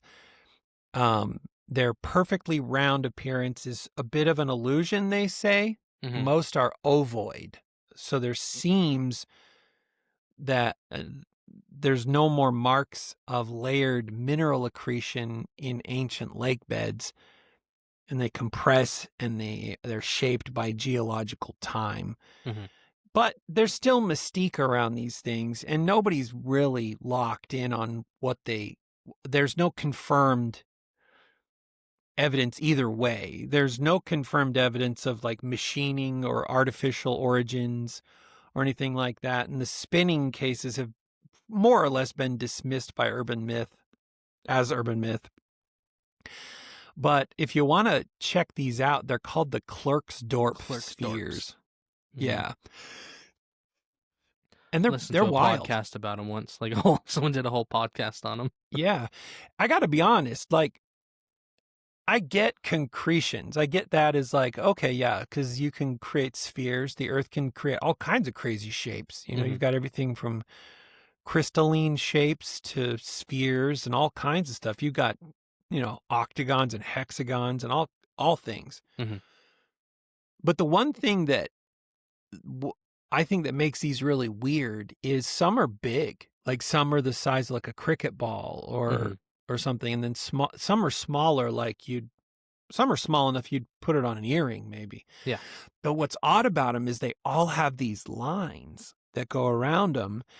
And I get concretion, because concretion basically says, it grows outward from a source. But with that, you would think that you'd get like a boulder, like boulderized, like something spheroid. But I don't get how the lines are on all of these, regardless of the size. Mhm. Regardless of the size, they all have these hemispheric lines that are etched into them, and it's like 2 lines. It's Mhm. not like a 3D printer where you'd have hundreds of lines that Yeah. make up, like it went, didn't grow that way. It's like 2 lines, like inverted rings. It's really weird. It reminds me a lot of Moki marbles. You seen Yeah. those? Yes. Brooke asked in the background, like from an injection mold. Yes, just reverse it. So rather than the injection mold leaving a little bit of a spine or a little bit of an edge you could feel, these are inverted. So it's like someone took It's like an awl. It's like this. Yes, what Chase has. They're just This is just a little capsule with machined Yeah. lines into it, right? Yeah. And so these are spheroid metal balls with 2 lines etched into them that are concentric, that are parallel. Mhm. Really weird. Really weird. Anyway, I thought that was kind of wild. I was like, what the Clerpsdork? I said to myself. Clerpsdorp? Marissa just said something interesting in the back door. She said, find a penny, pick it up all day long. You'll have good luck. You know what you're not going to be able to do anymore soon? Pick up pennies. Yeah, because yesterday, They killed it. Wednesday, November 12th, log it. That was the last day of penny production ever. They're Mhm. not minting pennies anymore. Yep. Somewhere in the universe, a gong just sounded. I don't know why, but it did. I had so in Madagascar, it's somewhere it's a 1 franc coin. It was about a tiny little thing like this big. And I asked someone there, I was like, why don't they make these anymore? Because I found one in the road, and I was just like, oh, I haven't seen one. They're like, yeah, they haven't made those for 15 years, and somehow it just, it just been in the dirt and they got kicked up and whatever. But I did the math, and one of those coins, you'd have to have so the value of them, the street value, like you need 100 of those coins to make 1 US penny. Oh. And think about how much metal it's not even. And that's how pennies are now. They're not even worth the money they're stamped into, They into cost the more metal. to make, right? Yeah. It's 4 cents to make a penny, and it's worth a penny. So it's and that's why they stopped making those tiny little coins, because it was one of these, if you converted it to US dollars, you need 100 of them to make 1 cent. And so it was just oh, okay, it's pointless. They're I've just often pointless. thought about that. I've thought about, and there's been a couple times, 1942, 43 was an example. Fun fact I don't share. They stopped producing pennies made of copper and the alloys that they use for pennies, and they made them out of zinc because they needed all the rest for the war effort. Mhm. And you think about how much raw metal is sitting in coinage. Yeah. And it's a little disturbing to think that we take a something that could be being used in a much more functional way, but it's our currency, Yeah. especially in today's day where everything's digital. But my conspiracy theorist brain lights up, and I'm like, no, Yeah. you need to keep it around, because if everything's digital, then they can turn it off. I think that's one of the ironies of the government shutdown that we just had, where in the same breath, we shut the government down, and everybody that was on SNAP wasn't going to get their food. Mhm. in the same breath that Zoran Mamdani wins the mayoral election in New York, and he's got a plan to make state-run grocery stores.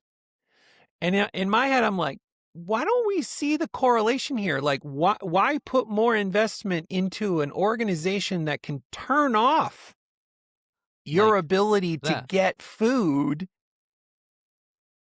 Why? Like, I feel like I'm the only one that sees that correlation in a way. Like, I'm like, I'll just tell you this. If you think the government's good and efficient and is going to make things better, go to the DMV.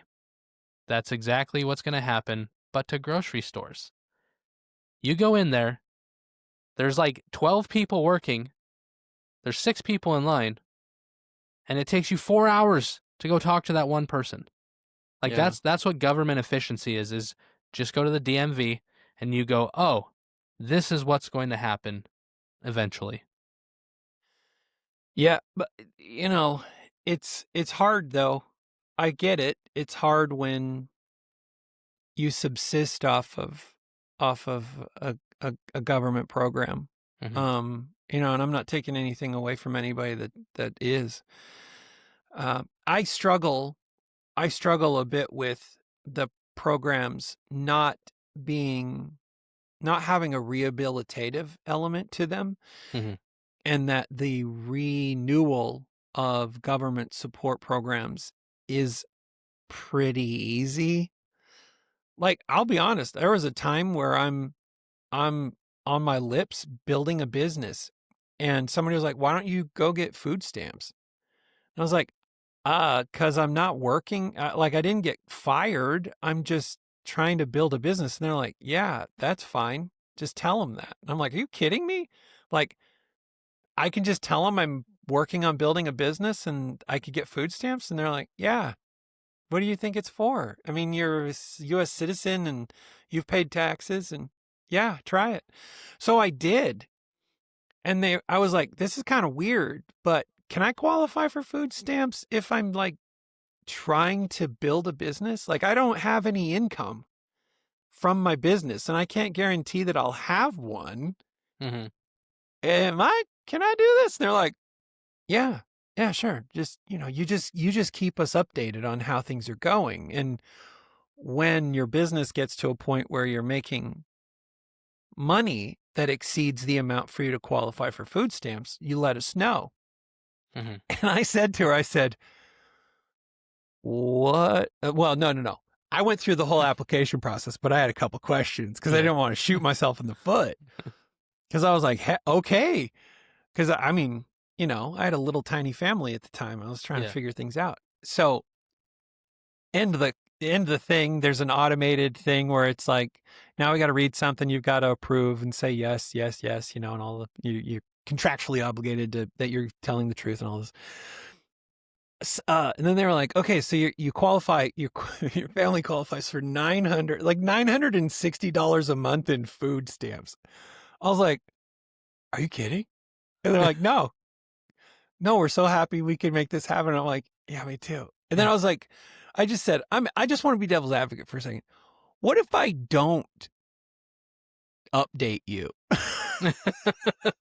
And they were like, "Well, you got to renew like I can't remember. I think it's every 6 months or something like that." And I'm like, "But when I call back, what if I just tell you, still Well, still working on it?" And then they're like, "Well," and then I'll never forget what she said. She said, "We're not an investigative department." And that was her way of saying, "Look, we're not truth seekers." yeah. And it worried me. I was like, who wouldn't give that up? Like, Yeah. who would give that up? Like, so I get a little concerned. I don't think that there's a rehabilitative element to it, as Yeah. much. Yeah. So I was on it. So if you're like, how dare you question it? I was on it, and I could have been on it for a long time, according to the way things are going. It's just wild to me. Yeah, it's wild. It's yeah, I don't even want to get started on it. You know, and I don't know. I'm a bit of a conspiracy theorist, but I walked through that. I went through it, you know, and so I kind of see both sides of it. I'm like, I see how you could manipulate it. I totally do. I also think there's like a moral. I also think there's a lot of people that need it. I think there's a lot of people need it, and I also think it can be a very easy moral slippery slope where you just start making, you start abusing the program, and then I think other things happen, and How about you this? you kind of lose like self-respect, not self-respect, but you're just like, well, if someone's going to give it to me, I'm just going to keep taking it, and then it's how much can I keep taking until somebody stops me? At one point, I think I renewed one time, and I remember when you get it on a card, it's like an EBT card. Mm-hmm. You go through and you swipe it, and it's like a debit card. So you go through, you put in a pin, and then you got to like hit EBT, and then it's like, then there's two options though. One is EBT food, and one is EBT cash. And I was like, hang on a second. And I never hit EBT cash because I didn't know what that would do. Like, you're in line with your groceries. I didn't want to like screw it up somehow. But I remember when the renewal came, I was like, what's the EBT cash? Like, what is that? And I'm like, well, there's a cash equivalent to your EBT. And I was like, are you kidding me? So I could just go cash out and get $960? And they're like, no, it's not $960. Yeah. But it's not $960. It's. What some people do in Oregon, I probably talked about this before, is they go buy cases of water with their EBT card because that's an eligible item. Then you'll walk outside and there's people with like 6 cases of water just dumping the water out, so then they can take the bottles to the exchange and get their 10 cents per bottle and get the cash out that way. So yeah, that's a thing that happens here. You'll see people just dumping cases of water all the time here, just because it's just like, it's an easier way to get, because you can only get so much cash out of your EBT card. So to get more, you just buy things that will give you cash, like bottles. Oh. And then you go to the bottle exchange, you turn them in, and then you cash out. So yeah. Yeah, Brooke in the back do. door, she said it's the TANF program, TANF. If you don't have money in your TANF, you can't buy stuff other than food. Oh, I see. Okay. It's a separate application. So you apply and, okay. So it funds, what she said it stands for Temporary Assistance for Needy Families. Oh, okay. Interesting. So yeah, you wouldn't have had anything in your I wouldn't have had any cash on that then because I didn't apply for that. Mm-hmm. Was curious. I gotta be honest. I was curious. I mean, also, man, it's food. Like it's one of Maslow's fundamental things on humans' needs. I will just tell you right now, it was not easy to be like, well, sitting down with the wife and being like, well, things are better, so we need to pay for our own food now. Mm-hmm. That was a hard decision to make. Yeah. I can't imagine that anybody takes that lightly. Mm-hmm. And we were working to, to not have to use it. Yeah. Like, I don't know. It's crazy. Yep. It's hard. Life's hard out there. It is hard. Or is life's hard out there for a player. Yep. Quote by someone. I can't remember who says that. I like the quote. Some days I just want to give it all up and become a millionaire. Yeah. I love that. All right. Do you have Luther's song before we forget? Oh, yes, I do. I think I got it loaded up. Yes, I do. Yes, I do. Yes, I do. It is called, right here. It's by Lawrence, and it's called "I'm Confident That I'm Insecure." I like that. That's fun. And so here is Lawrence. I'm confident that I'm insecure. Acoustic-ish. Acoustic-ish. Okay. Yeah. So here we go. Provided by Luther.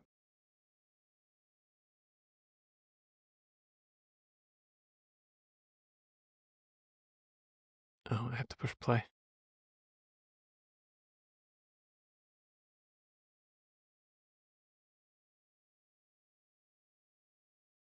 I'm confident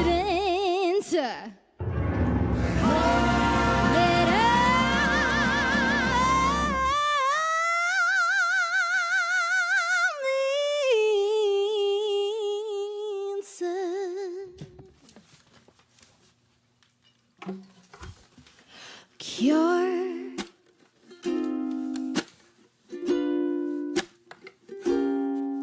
Well, shucks, I think I need to go to therapy, but I'm tough, so I'm just gonna cry in bed for free, but enough.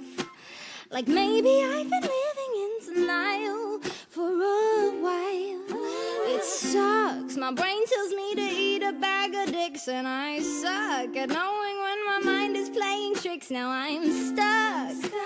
How come it didn't dawn on me before? I'm confident that I'm insecure.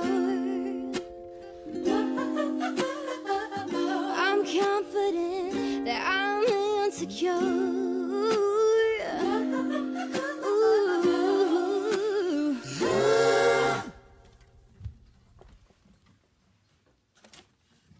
I'm not deep, don't wanna know what death is all about, but I need to know that if I die that you'll be proud of me. And everything you hope that I would be, but I'm weak. A criticism knocks me to the ground when I speak. I don't like hearing words that's coming out, but God, please. How come you didn't tell me this before? I'm confident that I'm insecure. Say, hey. I'm confident that I'm insecure. Hey, and I'm confident that I'm insecure. In the morning, I'm insecure. in the evening, I'm insecure. In the afternoon, I'm a rising Pisces and a fucked up moon. In the morning, when you leave, well, insecure. But everybody gets insecure sometimes. that's right. Hey! And I knew the Great Wall sometimes feels like just a wall. And I knew the Ringo sometimes wishes he was Paul. And I knew the Jersey wonders, am I even sure? And I'm confident that I'm insecure. Hey kids, you know, I don't really know what I know, but And I know. thanks. You know, I'll let you in on a little secret. I don't really think anyone knows anything at all. Like, what do you know, Clyde? I'm confident that I'm insecure. I'm confident that I'm insecure. I'm confident that I'm insecure. I'm confident Why, Jordan, what about you guys? insecure. I'm confident that I'm insecure. I'm confident that I'm insecure. I'm confident that I'm insecure. I'm confident that I'm insecure. I'm confident I'm insecure. Well, I'm confident I'm insecure. Ooh, I'm confident I'm insecure. I'm confident that I'm insecure. I'm confident that I'm insecure. I'm confident that I'm insecure. I'm confident that I'm insecure. I'm confident that I'm insecure. I'm confident that I'm insecure. I'm confident that I'm insecure. I'm confident that I'm insecure. And I'm confident that I'm insecure. I'm confident that I'm insecure. Woo! And I'm confident when I'm in the morning, in the evening. I'm insecure.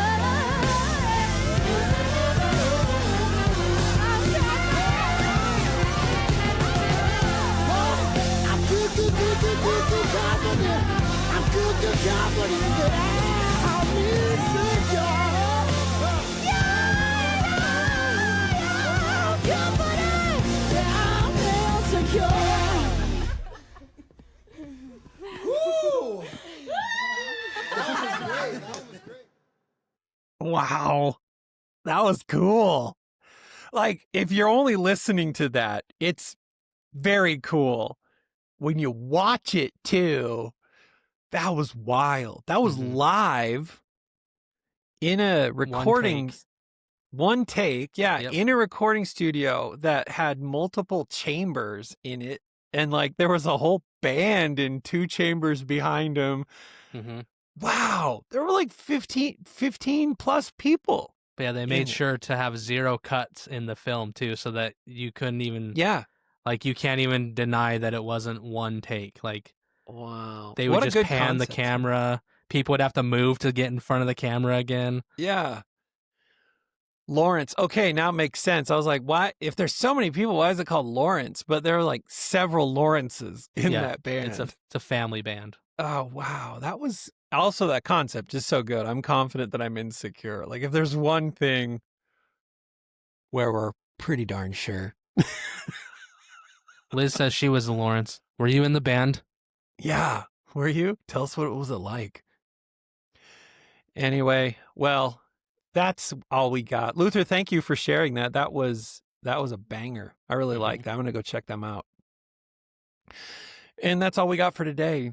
That's Pontificating about SNAP benefits and our thoughts on government and the Church of Satan. The Church of Satan and books and pits in the earth full of balls. Yeah, balls in the earth. Pretty much par for the course for the Neverdaily podcast. Next time we'll make sure we bring more of the what the actual flippin' what? What the heck in hell? Yeah. All right. Soup, everybody. Bye, everyone. Bye. So, let's start the show.